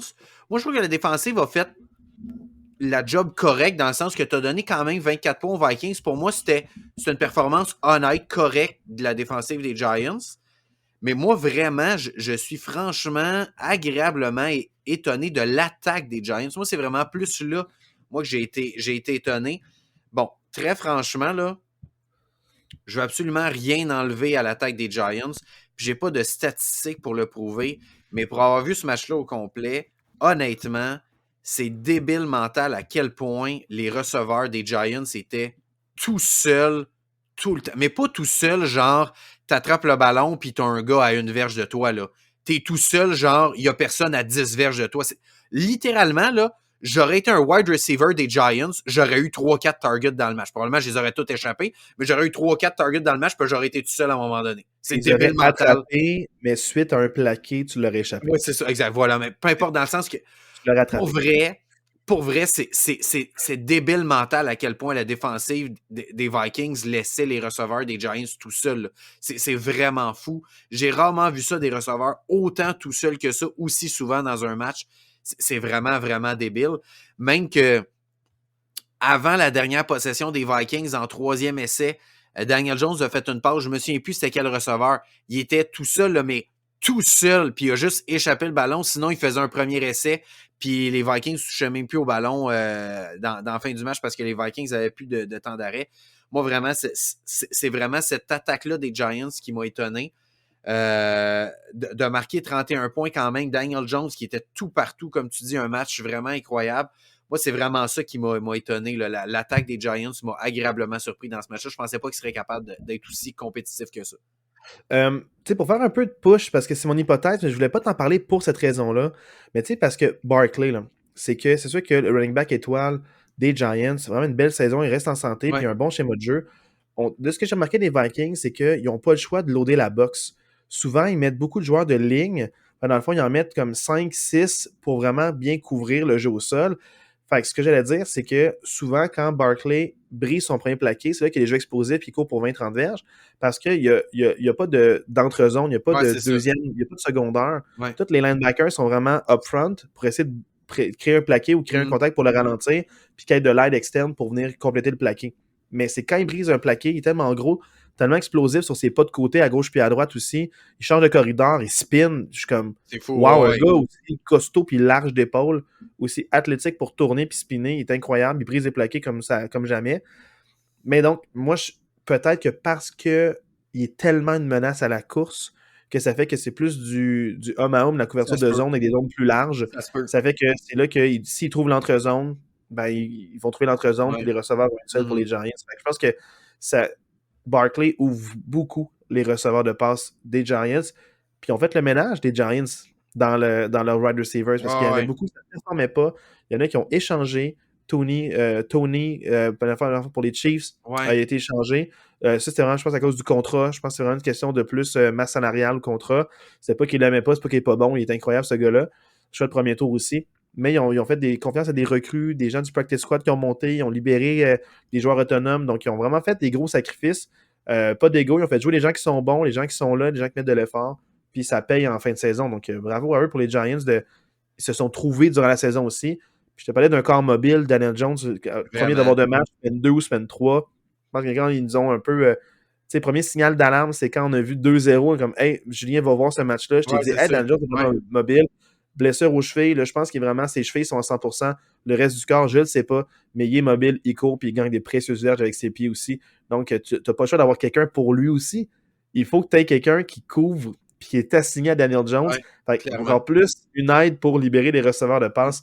Pour de vrai, j'ai vraiment hâte de voir le prochain match-up qu'ils vont avoir les Giants. Ça va être tout un match. On en parlait tantôt, mais ce match-là, pour vrai, m'emballe énormément. Si on parle des Vikings, par contre, ça me fait vraiment de la peine.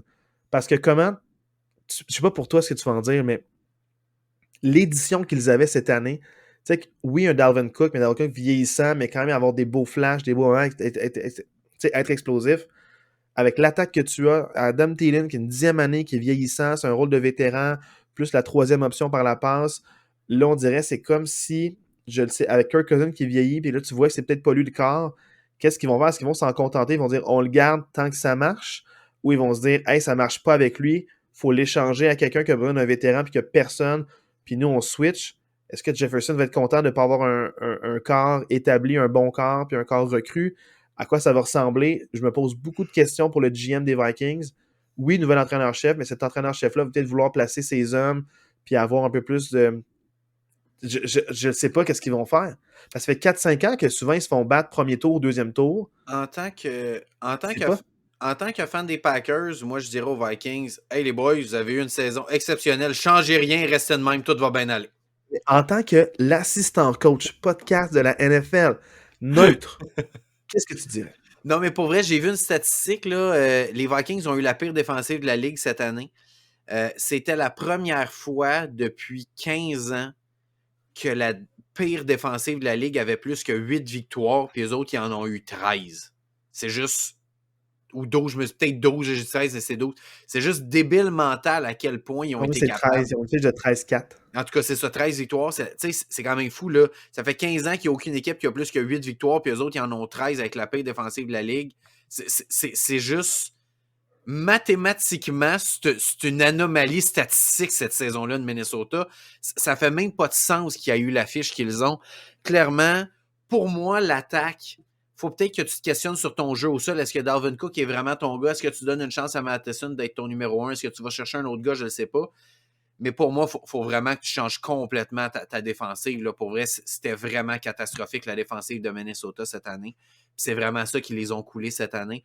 Fait qu'il faut vraiment qu'ils se questionnent par rapport à leur défensive. Tu sais, pour moi, Kirk Cousins, moi, je pense qu'il fait encore le travail. C'est pas un des 5-6 meilleurs QB de la Ligue, mais c'est un corps arrière qui fait le travail. Tu sais, pour moi, Kirk Cousins, je me souviens plus où c'est que j'ai entendu ça, mais je trouvais que ça faisait énormément de sens.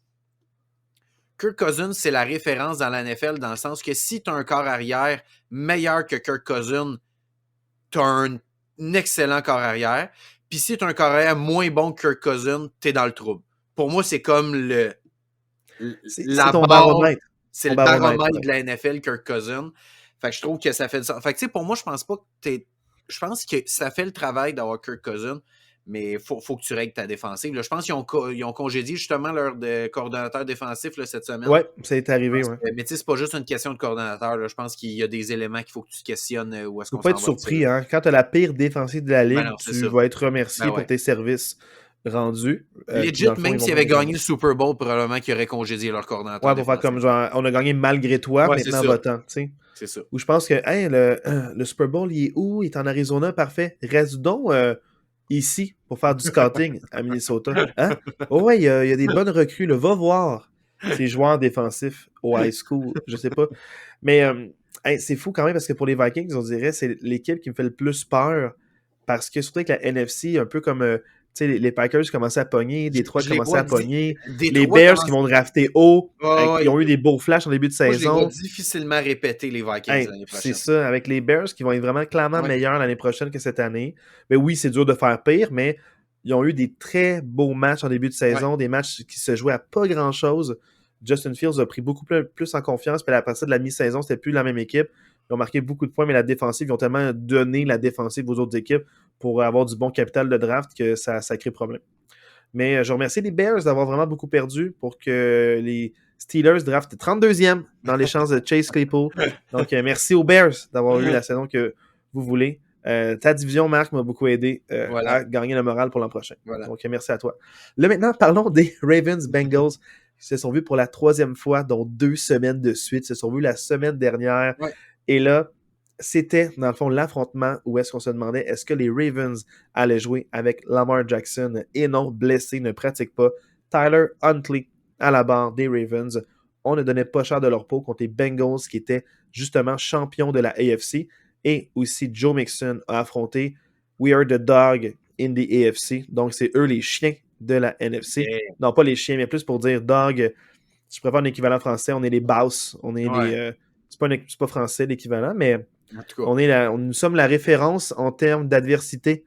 c'est ça. Donc, c'est vraiment ça que je veux dire. Donc, c'était un match qui promettait d'être largement en la faveur des Bengals, mais les Bengals gagnent sur un jeu défensif 24-17. Un match extrêmement serré jusqu'à la fin. Marc, ton analyse.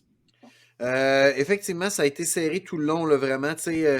Les Bengals ont pris les devants 10-0, les Ravens sont revenus 10-10, on s'est échangé des touchés, c'était 17-17, jusqu'au moment où, justement, le gros jeu défensif où les Ravens sont à la ligne de 1 ou 2, là, je me souviens plus, le 1,5 des Bengals. Puis Tyler Huntley, justement, en troisième essai, essaie de faire la faux filet du score, mais au lieu de faire une faux filet du score classique, décide de sauter par-dessus la ligne de mêlée en étirant les bras. Puis malgré le fait qu'il étire les bras, il ne se rend pas dans la zone de but. Puis les Bengals font perdre le ballon à Huntley. Le ballon tombe directement dans les mains de Hubbard, un joueur défensif des Bengals, qui court 98 verges jusque dans la zone de but de l'autre côté. Je souligne quand même l'effort de Mark Andrews, qui l'a suivi tout le long et qui a tout donné pour essayer de l'arrêter. Mais, Marc, je t'arrête. Mark Andrews qui était sur le sommet de la pile derrière Huntley. En plus, ouais. Donc, il a dû s'enlever de la pile puis essayer de courir assez vite pour le rattraper. Ouais. Il était à quelques pieds seulement. Passé à un cheveu, là, ouais. Il est passé à un cheveu, pour de vrai, wow. Et je sais pas si tu allais compléter vraiment, mais je voulais juste dire un référent pour les vieux partisans de la NFL ou les gens qui l'écoutent depuis une dizaine d'années. Il y a en boucle à chaque fois dans les wildcard week-end ou dans les montages, on voit tout le temps le même maudit plaqué de Ben Roethlisberger contre les Colts en 2005. L'année où ils se rendent au Super Bowl puis ils le gagnent, Jerome Bettis, leur running back, annonce qu'il va prendre sa retraite à la fin de la saison.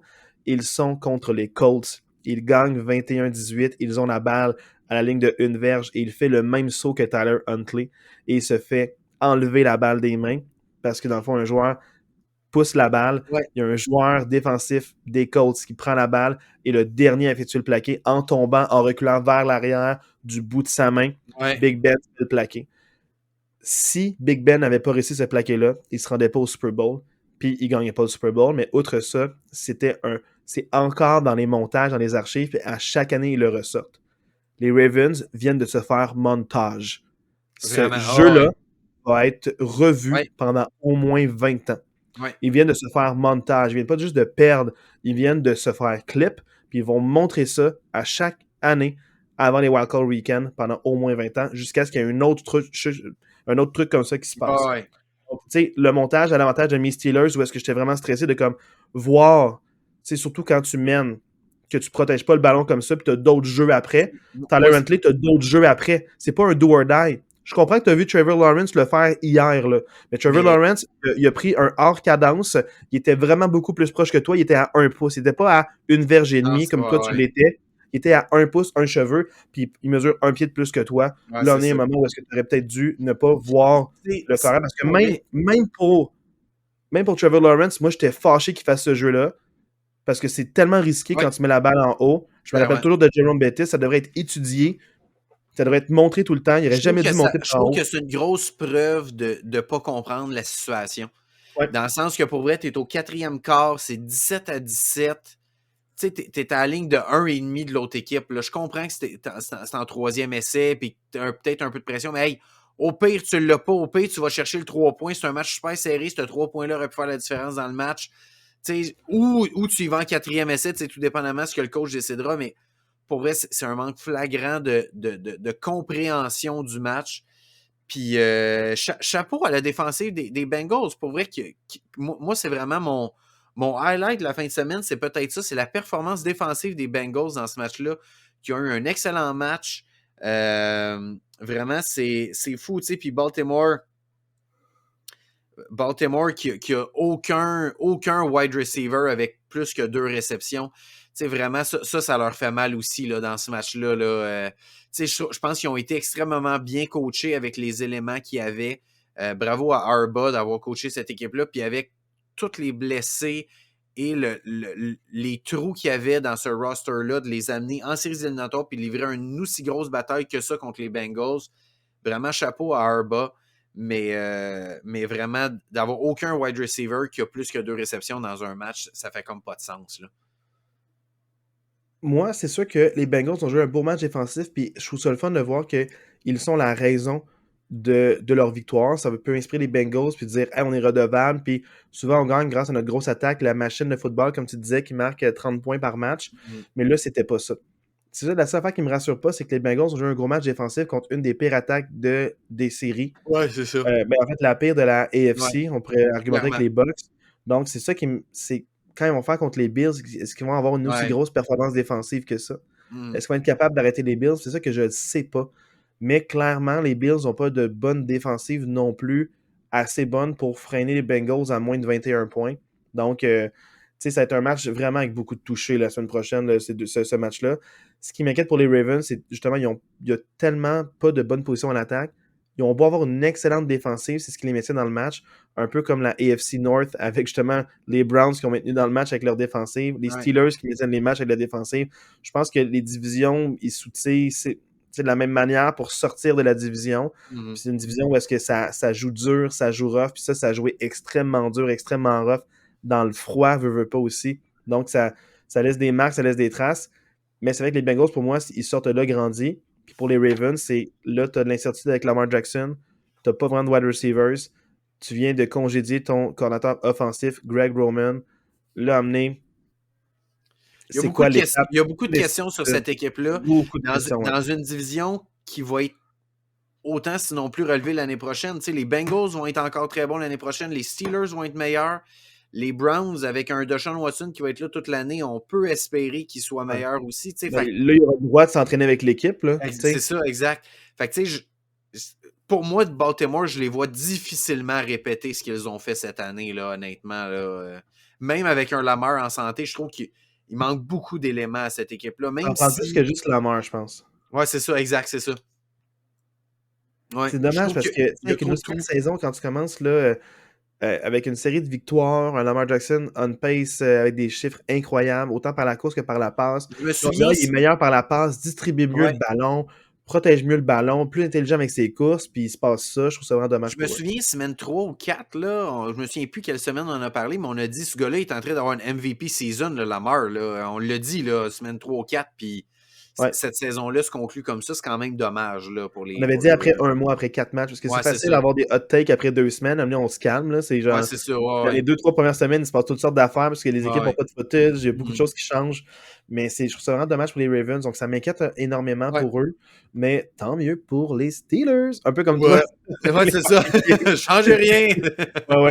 Là, dans un match que je n'ai pas regardé parce que c'était les Cowboys avec Dak Prescott, avec beaucoup d'incertitudes à cause de sa fiche en éliminatoire et avec son entraîneur-chef qui n'a rien fait depuis tant d'années, mais que c'est la première fois depuis 30 ans que les Cowboys ont 2 saisons de suite avec 12 victoires ou plus.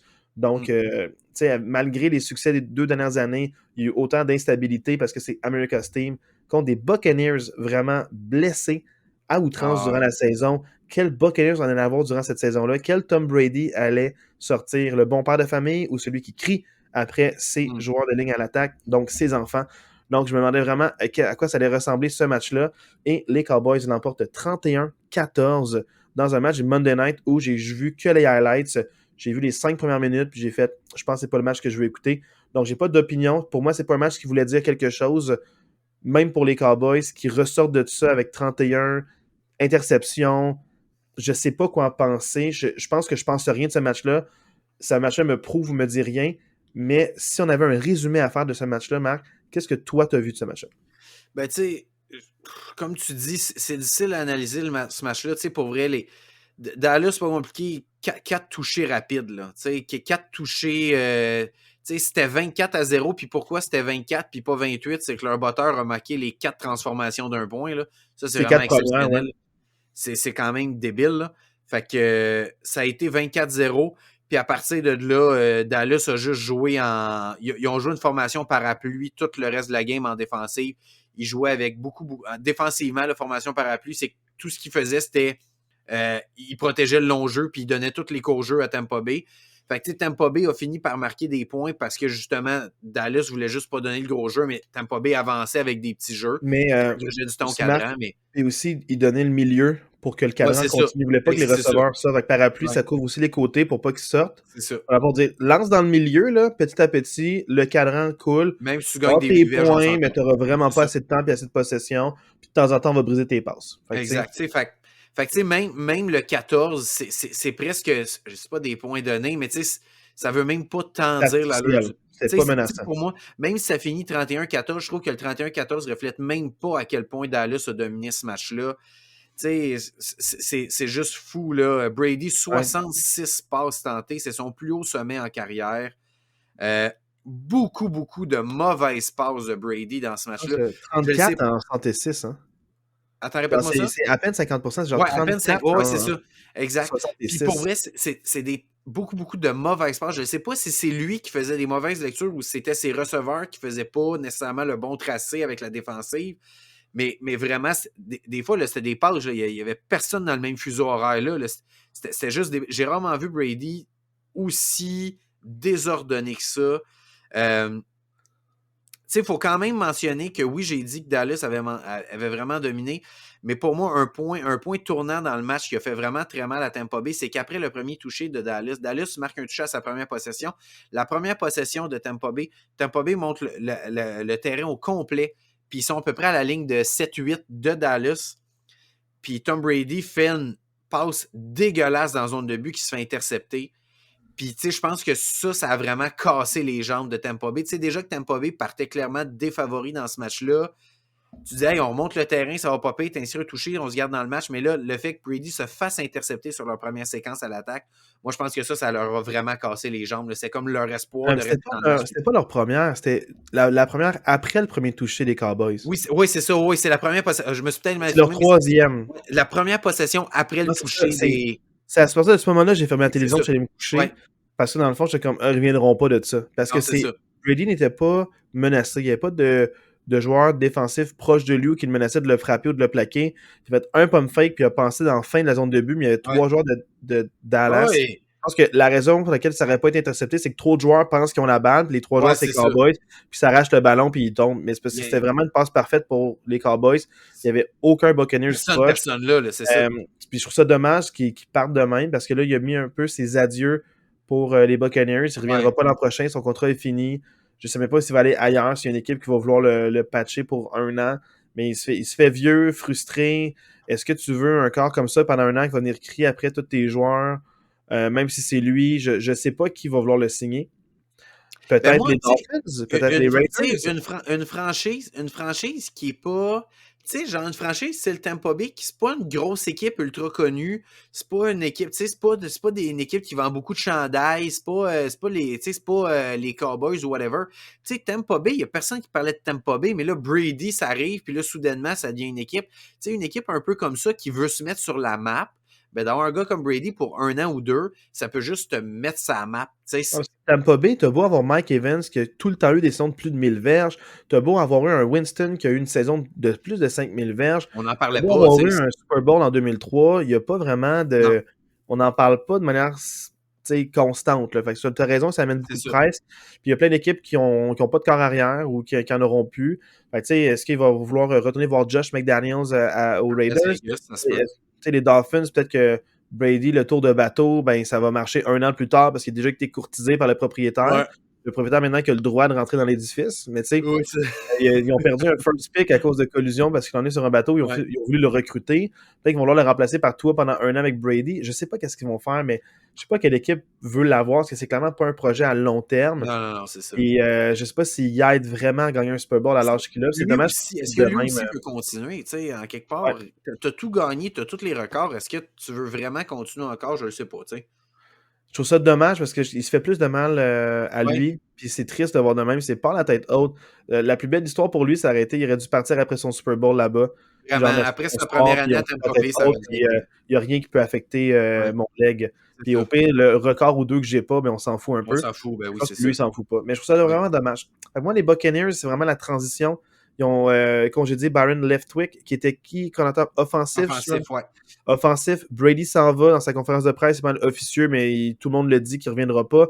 Donc, nouveau corps, nouveau coordinateur à l'attaque, ça laisse beaucoup d'incertitudes pour l'année prochaine. Beaucoup de joueurs autonomes qui étaient là juste pour l'effet Brady. Maintenant, ils vont tous partir. Ouais. Fait que ça va imploser. Tous les contrats Ah, d'un ouais. an, ils ne reviendront pas. Donc, ça sera vraiment pas la même équipe. J'ai hâte de voir ce qu'ils vont faire. Pour moi, Au Tampa lieu Bay, d'avoir un bon GM. une reconstruction complète pour moi. Là, leur QB s'en va. Ils n'ont pas de running back en ce moment. Pour vrai, ils ont eu un jeu au sol dégueulasse toute la saison. Fournette, White, leur recrue, a eu quelques flashs, mais sans plus. Fournette, il est dépassé. Défensive a eu énormément de blessures. Il faut vraiment que tu te questionnes et que tu reconstruis ça. Evans, Godwin puis Jones, est-ce qu'ils vont vraiment être de retour avec Brady qui n'est pas là? T'sais, il y a beaucoup, beaucoup de questions pour Tampa Bay. T'sais, ils ont fini 7-8, puis je les vois difficilement jouer en haut de 500 l'année prochaine, là, honnêtement. 8-9. Pourquoi tu leur as enlevé Oui, une victoire, une défaite, Marc? excuse-moi, je sais pas pourquoi j'ai dit 7. 8-9. Au moins, tu as Fini enlevé un de 8-9. chaque. Moi, Ouais, c'est c'est quand ça. même. Fini C'est quand même 8-9. Ils ont fini 8-9, puis je les vois difficilement faire mieux l'année prochaine, là, honnêtement. Ouais, Là. tout à fait. Là, maintenant, Marc, on est rendu au match de la semaine prochaine. Yeah! Hey, seulement 4 matchs, encore une fois, des plages horaires complètement différentes. Il y a 2 matchs samedi. Il y en a un à 4h30, un autre à 8h15. Puis c'est un petit peu différent, c'est particulier pour le dimanche. Un match à 3h, pas vu ça de l'année. Puis un match à 6h30 le dimanche. Donc, c'est des matchs qui promettent. On va commencer par le premier match de fin de semaine. Jaguars contre Chiefs. Donc, il y a les Jaguars qui visitent les Chiefs. C'est deux équipes qui ont joué 17 matchs en saison et non 16 contre l'autre match de la AFC, Bengals-Bills, qu'on va parler un peu plus tard. Donc, samedi matin, Marc, c'est quoi tes attentes ou tes impressions de ce match-là? Qui tu penses qu'il y a un edge? Je ne sais pas par comment tu veux commencer ça, cette discussion-là.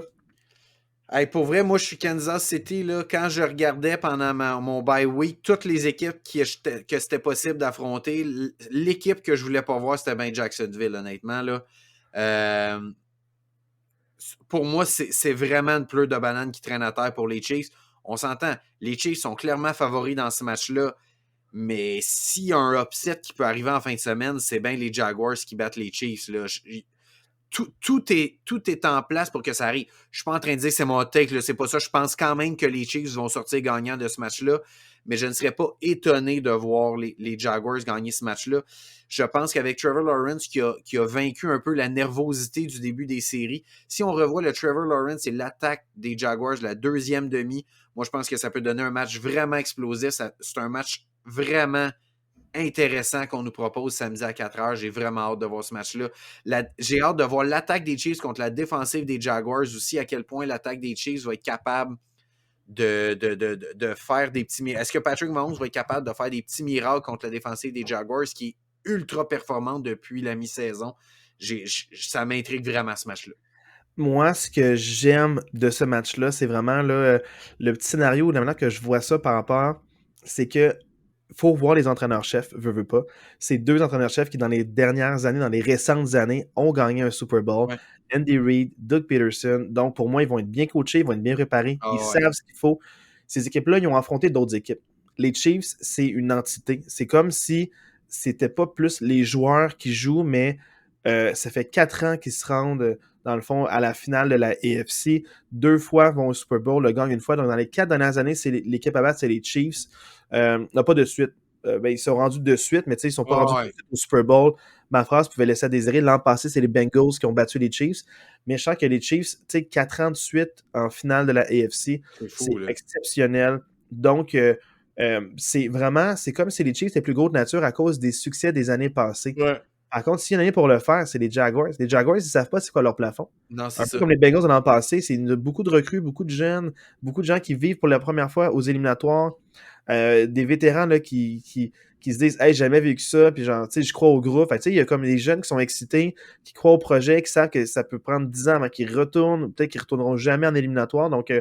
les Jaguars savent pas ce qu'est leur plafond, parce que les Chiefs, c'est toujours pour, des fois, ne pas perdre ou préserver leur séquence. Ça peut te jouer dans la tête, ça veut pas. Patrick Mahomes lance le ballon de toutes les manières. C'est son entrée en scène, mais lui, il n'y aura pas vraiment de stress, mais il peut être rouillé. Puis les Chiefs, souvent dans la saison, il y a comme une espèce de pattern où est-ce qu'ils prenaient du temps avant de développer. Quand ça clique, ils vont faire 3-4 touchés de suite en peu de temps, tu sais, genre un boum, boum, boum, puis là, d'un coup, tu te rends compte avec un 21 points d'écart, comme comment ça s'est passé. Je pense pas qu'ils vont réussir ça avec les Jaguars, parce que les Jaguars sont capables de maintenir le ballon. Avec Travis Etienne qui court Ouais. beaucoup, la défensive des Chiefs qui est pas très bonne pour arrêter le jeu au sol, je sens que les Chiefs auront peut-être moins de possession, puis de possession rapprochée. Ça peut nuire à leur exécution, mais ça l'aide Andy Reid à préparer la prochaine séquence à l'attaque.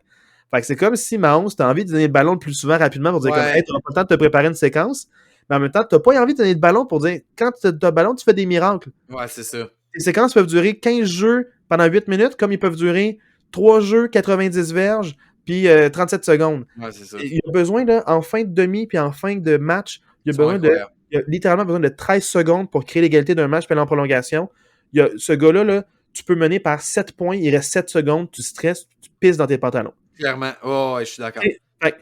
Peu importe qui a l'avance, là, personne va être rassuré. Non, Fait que ce match-là va jouer jusqu'à la toute fin. ouais. Ça peut être un match là, qui finit 17-14, comme un match qui finit 41-40. Littéralement, la défensive de Jaguars va avoir faim contre Mahomes, mais plus ils vont viser le sac, plus ils vont peut-être lui permettre de sortir de la pochette. Le but, là, c'est un peu comme les Giants sont faits, de ne pas viser nécessairement les sacs ou les revirements, mais c'est le contenir. Parce que quand tu t'approches de lui, c'est que tu crées un corridor de course pour lui, pour soit étirer le jeu ou pour aller gagner un premier essai. Fait que c'est extrêmement dur. Le but, c'est pas de le faire des sacs, le but, c'est de le contenir. Les sacs doivent venir du milieu et de l'intérieur, puis pas des côtés, pas des edges. Fait que tes edge rushers, le but, c'est de contenir rusher. C'est pas nécessairement de créer le sac, selon moi. Fait que pour moi, les Jaguars vont avoir un plan de match, ils sont bien coachés, ils vont avoir un objectif en tête. Puis pour moi, les Chiefs, là, ils veulent pas voir cette défensive-là. Mais honnêtement, c'est un match qui m'excite énormément. Vraiment. Ce match-là va vraiment être en couleur. Oui. Pour vrai, je veux pas dire le match de la fin de semaine, mais pour moi, c'est le match qui va être le plus, je te dirais, pas compétitif, mais vraiment là, de longue haleine. Puis peu importe qui prend un lead d'avance, les Jaguars l'ont fait, mais je pense qu'ils vont commencer en Lyon. Trevor Lawrence va commencer pas avec 4 interceptions. Ils vont avoir beaucoup de revirements. Ils ont vécu cette phase-là. Puis je pense que ça va mieux se passer. Pour le vrai, je veux pas dire que les Chiefs vont perdre. Ils sont les favoris. Mais moi, de la manière que l'équipe est construite, je pense vraiment que selon moi, le petit edge, j'aime mieux les chances des Jaguars. À cause de la défensive. La défensive peut contenir Mahomes. S'ils essaient d'en faire trop, ils vont perdre le match. Puis les Jaguars avec Trevor Lawrence, ils sont capables d'attaquer par la passe, faire des jeux explosifs avec la bombe, autant que Christian Kirk, Zay Jones, puis aussi il y en a d'autres là dans le fond qui Evan Engram qui est bon temps en court gain, leur tight end qu'en long gain, qui a une saison exceptionnelle cette année. Travis Etienne qui est exceptionnel, puis Trevor Lawrence qui est capable de lui mettre le ballon en haut comme un jeu de basketball puis pas perdre la balle. Donc honnêtement, les deux attaques, j'y crois. Mais la def, c'est à l'avantage des Jaguars. Clairement. Que, selon moi, je ne serais pas surpris que les Jaguars gagnent un match serré. Mais ça va jouer, là, ça va être rough. Là. C'est vraiment un beau match à pas manquer. Là. Il y a quelques matchs à pas manquer. Enfin, on s'entend, il y a juste 4 matchs. Là. Toi, ton edge, c'est les Chiefs, tu penses? Ben, pour moi, c'est les Chiefs à cause que le meilleur joueur sur le terrain, c'est Patrick Mahomes. Ouais. Je peux pas enlever ce petit spécial-là à Patrick Mahomes. On s'entend là. Je suis un fan des Jaguars depuis le début de la saison. J'adore ce que cette équipe-là nous propose. J'adore ce qu'ils font depuis plusieurs semaines, mais à cause du spécial. Patrick Mahomes, pour moi, je l'ai dit la semaine passée, j'y donne pas mon MVP, mais ça reste que c'est pour moi le joueur le plus talentueux de la NFL en ce moment. Je peux pas aller contre le meilleur joueur sur le terrain. Fait que pour moi, je garde le petit edge du côté de Kansas City, mais je tombe pas de ma chaise si Jacksonville gagne, là. Mais j'ai pas le choix de donner mon petit edge à Patrick Mahomes. À domicile avec la Ouais, foule, exact, tout, c'est on ça. dirait, Ouais. c'est comme avec le jeu au sol qui débloque avec Pacheco puis avec McKinnon Ouais. qui sont vraiment bons. Là. Il y a ce Avec, comité-là tu sais, maintenant, là, puis, c'était la faiblesse en attaque, puis maintenant ils l'ont plus. Là. Ils n'ont ouais, plus de faiblesse à l'attaque. Là. C'est exceptionnel.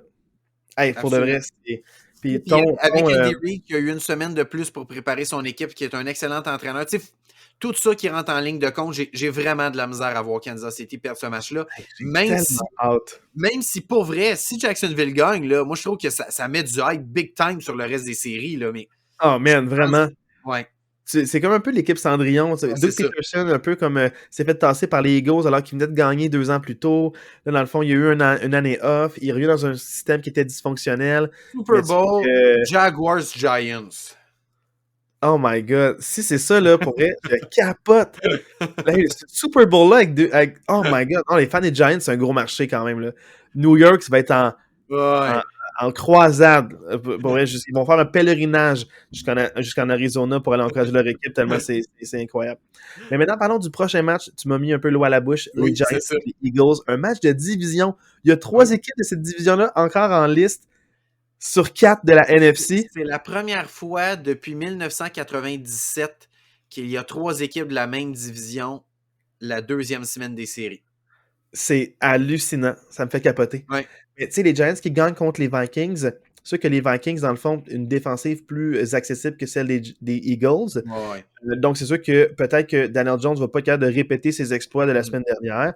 Reste à voir, est-ce qu'ils ont réglé leur problème de jeu au sol? Parce que les Eagles ont eu plusieurs matchs où est-ce qu'ils ont eu de la misère, ils ont fait des nouvelles signatures pour essayer de régler ça. Ça n'a pas toujours fonctionné parce qu'ils ont signé des vétérans qui étaient peut-être plus vieux. Donc, je ne sais pas si ils vont être capables de contenir Barkley. Dernier match de la saison, les Giants ont reposé tout le monde. Les Eagles ont gagné sur 5 placements. Fait, est-ce qu'ils vont être capables de répéter l'exploit? À quel point Jalen Hurts est en santé avec son épaule qui est blessée? Hey, honnêtement, ce match-là, je peux pas dire que les Eagles vont l'avoir facile, mais en même temps, il faut que j'aille avec les numéros 1. Il faut que j'aille avec les favoris. Je pense que les Eagles vont gagner. Mais je m'attends à ce que les Giants donnent tellement du fil à retordre que ça joue au 4e quart. C'est un match serré jusqu'à Oh, la fin de ce moi, match-là. moi, moi, je m'attends que ça va être serré. Moi, je pense que la différence, c'est que je vois mal l'attaque des Giants répéter ce qu'ils ont fait la semaine passée parce que je pense vraiment que la défensive des Eagles est de loin supérieure à la défensive des Vikings. Est-ce qu'ils vont mettre des points sur le tableau? Oui. Est-ce qu'ils vont mettre en haut de 30 points sur le tableau? Je ne pense pas. Puis je trouve que Philadelphie a tellement d'armes à l'attaque. Si la défensive des Giants couvre bien A.J. Brown, ils vont y aller avec le jeu au sol. S'ils couvrent bien le jeu au sol, c'est Jalen Hurts qui va courir. Je trouve qu'ils ont vraiment plus d'armes variées que les Vikings à l'attaque. Puis la Puis, est-ce défensive que des Eagles Goddard est vraiment va jouer meilleure. en santé? Attends, Parce que répète-moi ça, excuse. est-ce que Dallas Goddard va jouer en santé pour. Oui, il est là. Oui, il est Moi, je pense que revenu. Oui. la différence, ça passe par lui parce qu'ils ont les armes pour couvrir, dans le fond. Moi, je serais très surpris que A.J. Brown ait un match de comme plus de 120 verges. Là. Ouais, c'est ça. Je serais Ouais. vraiment surpris parce qu'ils vont le couvrir.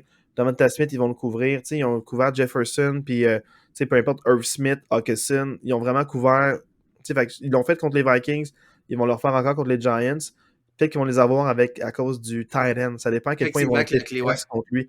Moi, je pense que ça va être lui la pierre d'assise pour les Ouais. premiers jeux en troisième et quelque chose. Puis je pense qu'il va maintenir les séquences en vie. Puis je m'attends peut-être à un 20-17 Eagles. Moi, on dirait que c'est comme au 21-20 Eagles. Je m'attends à un match de même. Je vois Ouais. pas les Eagles marquer tant de points que ça, mais eux aussi, une excellente défensive, vont pouvoir avoir un plan de match contre Daniel Jones qui est mobile. Ouais, c'est ça. Mais le jeu au sol des Eagles passe beaucoup par Jalen Hurts. Ouais. Oui, Miles Sanders a un match de 1000 verges, mais il y a beaucoup de, je ne vais pas dire devant JP, mais il y a beaucoup de junkyard dans des victoires faciles. Puis, il donnait beaucoup le ballon dans les blowouts. Là, fait que, Ouais. il y a beaucoup de verges plus faciles que dans les matchs contestés, mettons.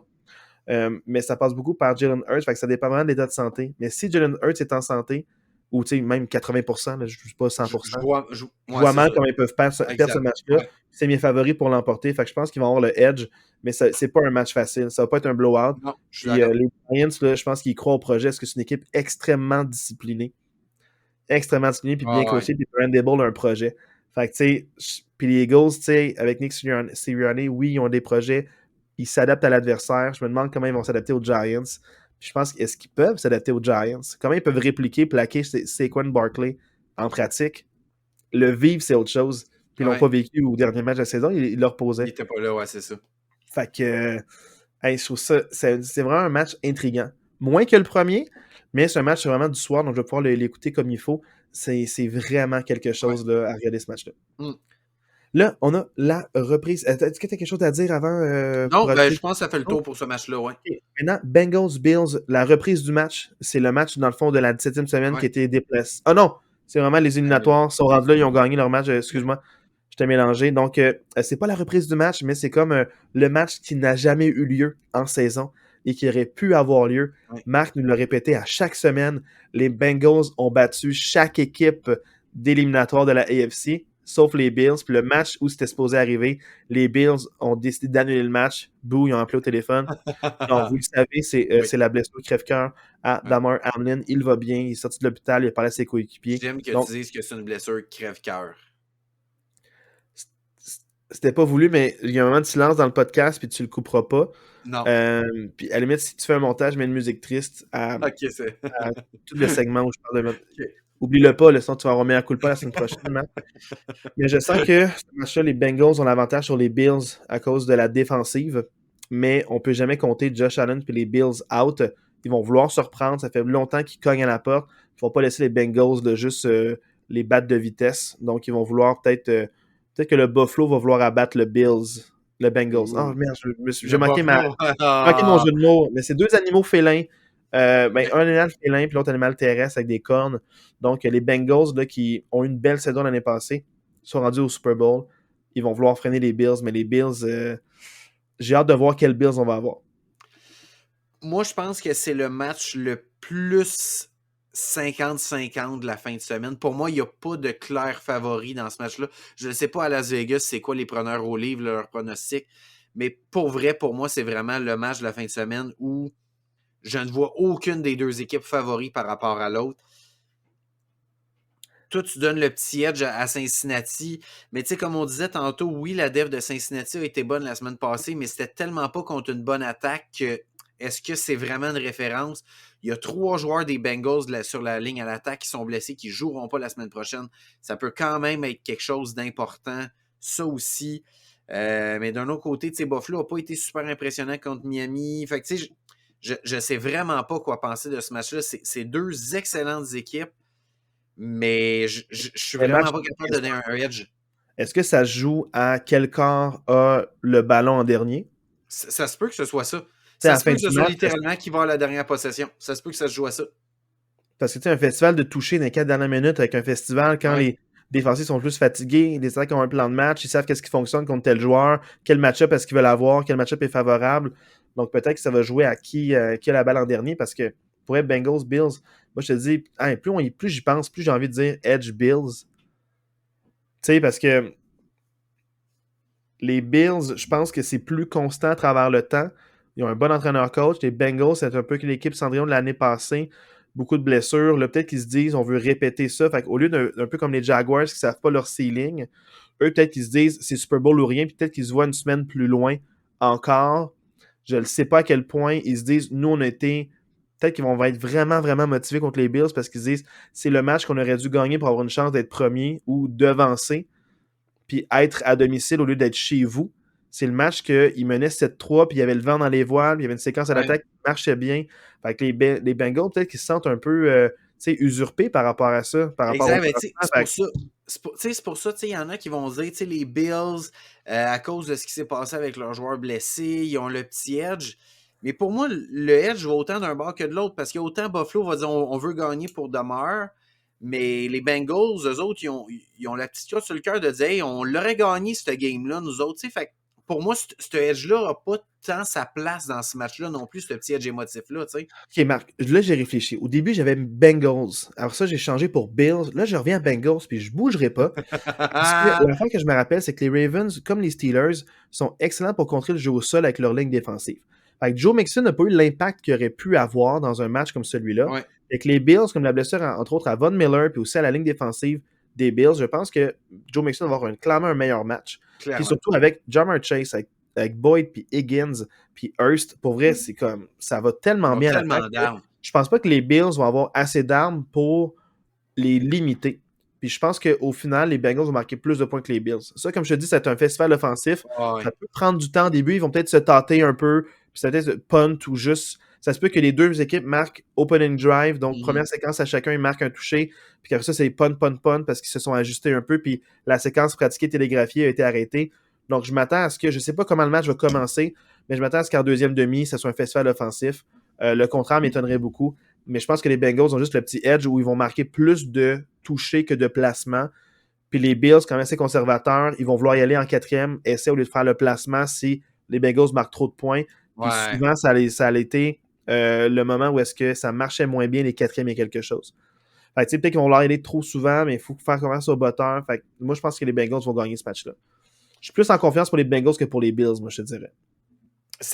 Ça fait 100% du sens ce que tu dis. Très, très humblement, si je ne gage jamais, mais si j'avais à gager, je gagerais sur les Bengals. Mais je ne. C'est ça. Pour moi, c'est vraiment. Il n'y a Hey, pas de.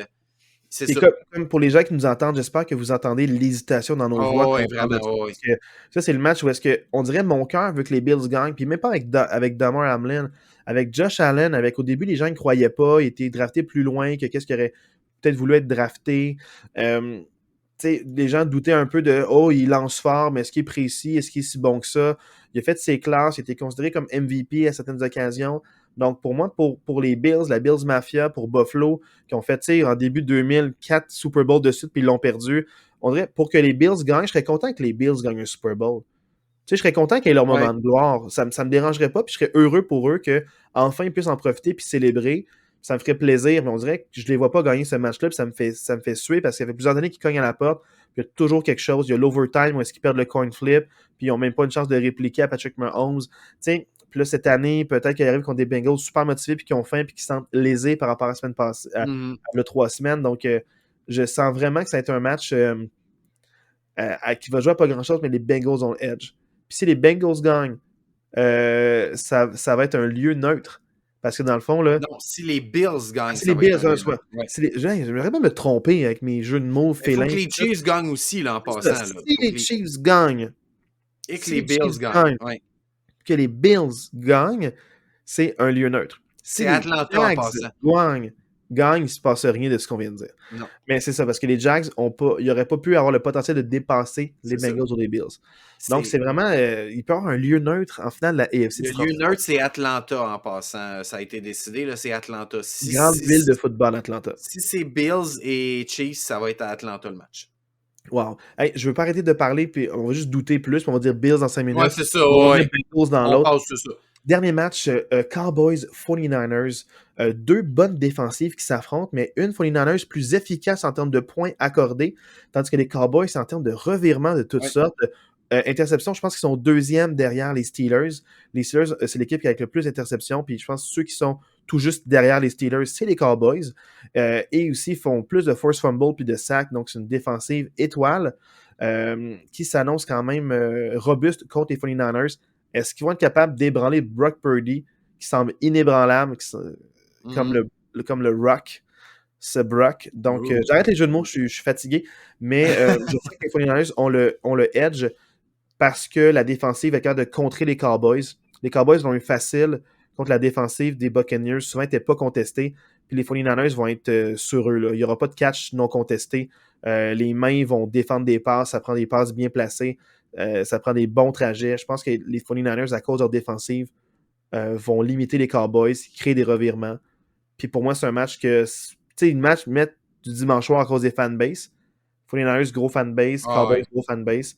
Je sais pas pour toi, Max, ce que t'en penses, mais je vois pas les Cowboys compétitifs dans ce match-là nécessairement. Très humblement, c'est le match que j'ai le plus de difficulté à voir un match serré. Parmi les quatre, là, c'est le match que j'ai l'impression que c'est le match qui pourrait être le moins serré. Hey, Tu le Max, j'ai disais. tellement eu peur, là, juste te dire, quand t'as dit c'est le match que je vois le moins, là, j'espère qu'il va pas dire qui va gagner. Non, non, non, non. Non, non, non. Il s'en va, Dans le j'ai sens tellement que eu là, peur avec ta phrase, là. tu viens de le dire, la force de Dallas a une bonne défensive. Pourquoi? Parce qu'ils font des turnovers. la force de l'attaque de San Francisco, c'est qu'il ne donne jamais le ballon. Fait que j'ai de la difficulté à voir San Francisco donner le ballon à la défensive de Dallas.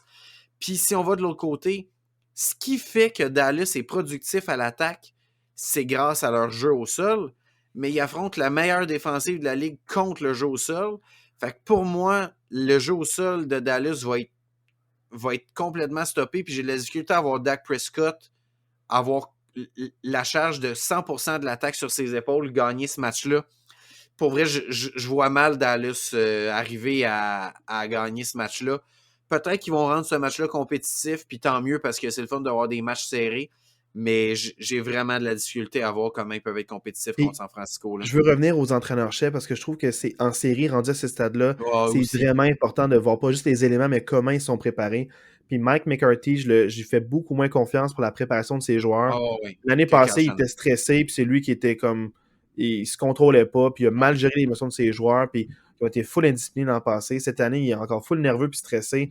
Il a joue cool, mais tu sais, pour de vrai, c'est pas vraiment lui qui gère nécessairement le vestiaire. C'est Jerry Jones qui lui dit quoi dire des fois. Un propriétaire très présent.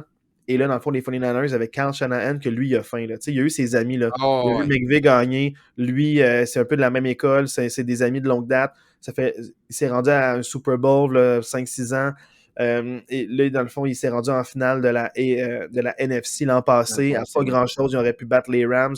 Donc, je pense que lui, il se dit, hey, ça me tente. Là, on a l'équipe, on a l'alignement. Je sais pas ce qui va se passer avec les corps et les contrats. Mon GM, je sais pas, il va garder qui. Fait que moi, pour l'instant, j'ai Brock Purdy, il fonctionne. J'ai une défensive élite. Il faut qu'on gagne maintenant. Parce que l'an prochain, je sais pas, on garde qui. Je sais pas, ça va ressembler à quoi. Fait que c'est l'année où il faut qu'il gagne. C'est là pour les 49ers. C'est maintenant. S'il gagne, ça va rendre la vie de tout le monde bien plus facile. Parce que s'ils perdent, il y aura encore des questions qui vont se poser. Puis, juste pour savoir, ils vont garder qui comme corps? Ils ont tellement investi en Trey Lance, il faut que le GM ait des grosses couilles pour dire hey, c'est Purdy notre gars. Je l'échange contre moins que j'ai échangé. Parce que lui, il est meilleur pour mon organisation à long terme que l'autre. Je sais pas, ils vont faire quoi. Brock Purdy, c'est un winner. Est-ce qu'ils vont le flip s'il gagne pour dire hey, on a une bonne valeur marchande, puis on va garder notre ego intact avec Trey Lance? Ça peut, en tout cas, il y a des grosses questions à se poser. Mais chapeau à Kyle Shanahan. Moi, c'était mon coach de l'année. Tu as vanté ton Doug Peterson. Mais Kyle, pour 3 corps arrière différents, peut être intégrer les corps arrière, intégrer Christian McCaffrey à son attaque de main de maître. Il y a eu des. Tu sais, comme les Jets sont pas capables d'intégrer Robinson, comme lui a été capable d'intégrer ce talent-là. Donc, pour de vrai, c'est. Les 49ers, là, je le souhaite de gagner ce match-là sans que personne se blesse. Parce que ce qui me ferait mal, c'est qu'ils gagnent mais que des joueurs se blessent. Mettons, exemple, qu'ils n'auront pas Kittle puis Ayuk ou Debo la semaine prochaine. Je trouvais ça vraiment dommage qu'ils se perdent des bons éléments. Donc, mon but, c'est, hey, gagne, puis, tu sais, joue la relax, là, tu sais, laisse-toi pas. Fait que je leur souhaite vraiment juste de rester en santé parce que c'est une équipe que, pour ma NFC, c'est une équipe que j'aimerais voir gagner. Tu sais, ça fait longtemps qu'ils n'ont pas gagné. C'est une franchise historique de longue date. Puis, ça serait le fun pour le fanbase qui touche à la victoire. Donc, beaucoup d'équipes qui ne me dérangeraient pas qui gagnent. Même ça me ferait plaisir qu'ils gagnent. La seule équipe qui me dérangerait qui gagne parmi les 8 serait laquelle, selon toi?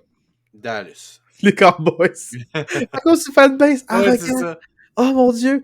America's Team, c'est tellement tout le temps dans les médias, ils vont en parler, ils vont faire des DVD, des entrevues, ils vont fêter les 5 ans, ils vont fêter les 10 ans, on va fêter les 50 ans plus tard, une plaque devant le... Mike McCarthy va avoir une statue à Dallas. Ah, mais il va avoir une statue partout, dans toutes les villes du Texas. Regarde, pour de vrai, c'est comme, on dirait, tu sais, regarde, je leur souhaite, je veux pas, mais je pense qu'il y a certains joueurs que j'aime voir gagner pour dire ils auront pris leur retraite puis il y aura un Super Bowl.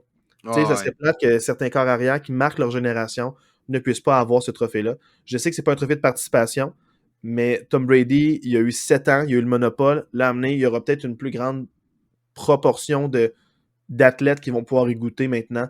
Donc, tant mieux si chaque organisation peut avoir son petit bonbon de temps en temps, ça serait le fun. Yes, sir. Fait que, c'est ça que j'avais en tête. Voilà. J'espère que les 49ers vont gagner. Hey, il y avait juste 4 matchs à venir, puis on parle pendant 1h40. Donc, on a de quoi à dire à l'assistant coach podcast. That's it. Le beat que vous allez entendre à la fin, quand Marc va faire son montage, puis il ne va pas l'oublier, comme ça ne sera pas gênant, c'est un beat de dualité. Il nous a fait notre introduction. Allez le voir, comme Marc a dit, allez lui donner de l'amour. Juste un petit like. Allez, donnez une écoute, donnez une chance. puis vous nous direz ce que vous en pensez après. Hey Marc, je souhaite un bon Divisional Round la semaine prochaine. Yes, sir. On se revoit pour un petit breakdown la semaine prochaine. La semaine prochaine. Bonne fin de semaine de football à tous. À la semaine prochaine. On se laisse sur Dualité. Ciao. Ciao, coach.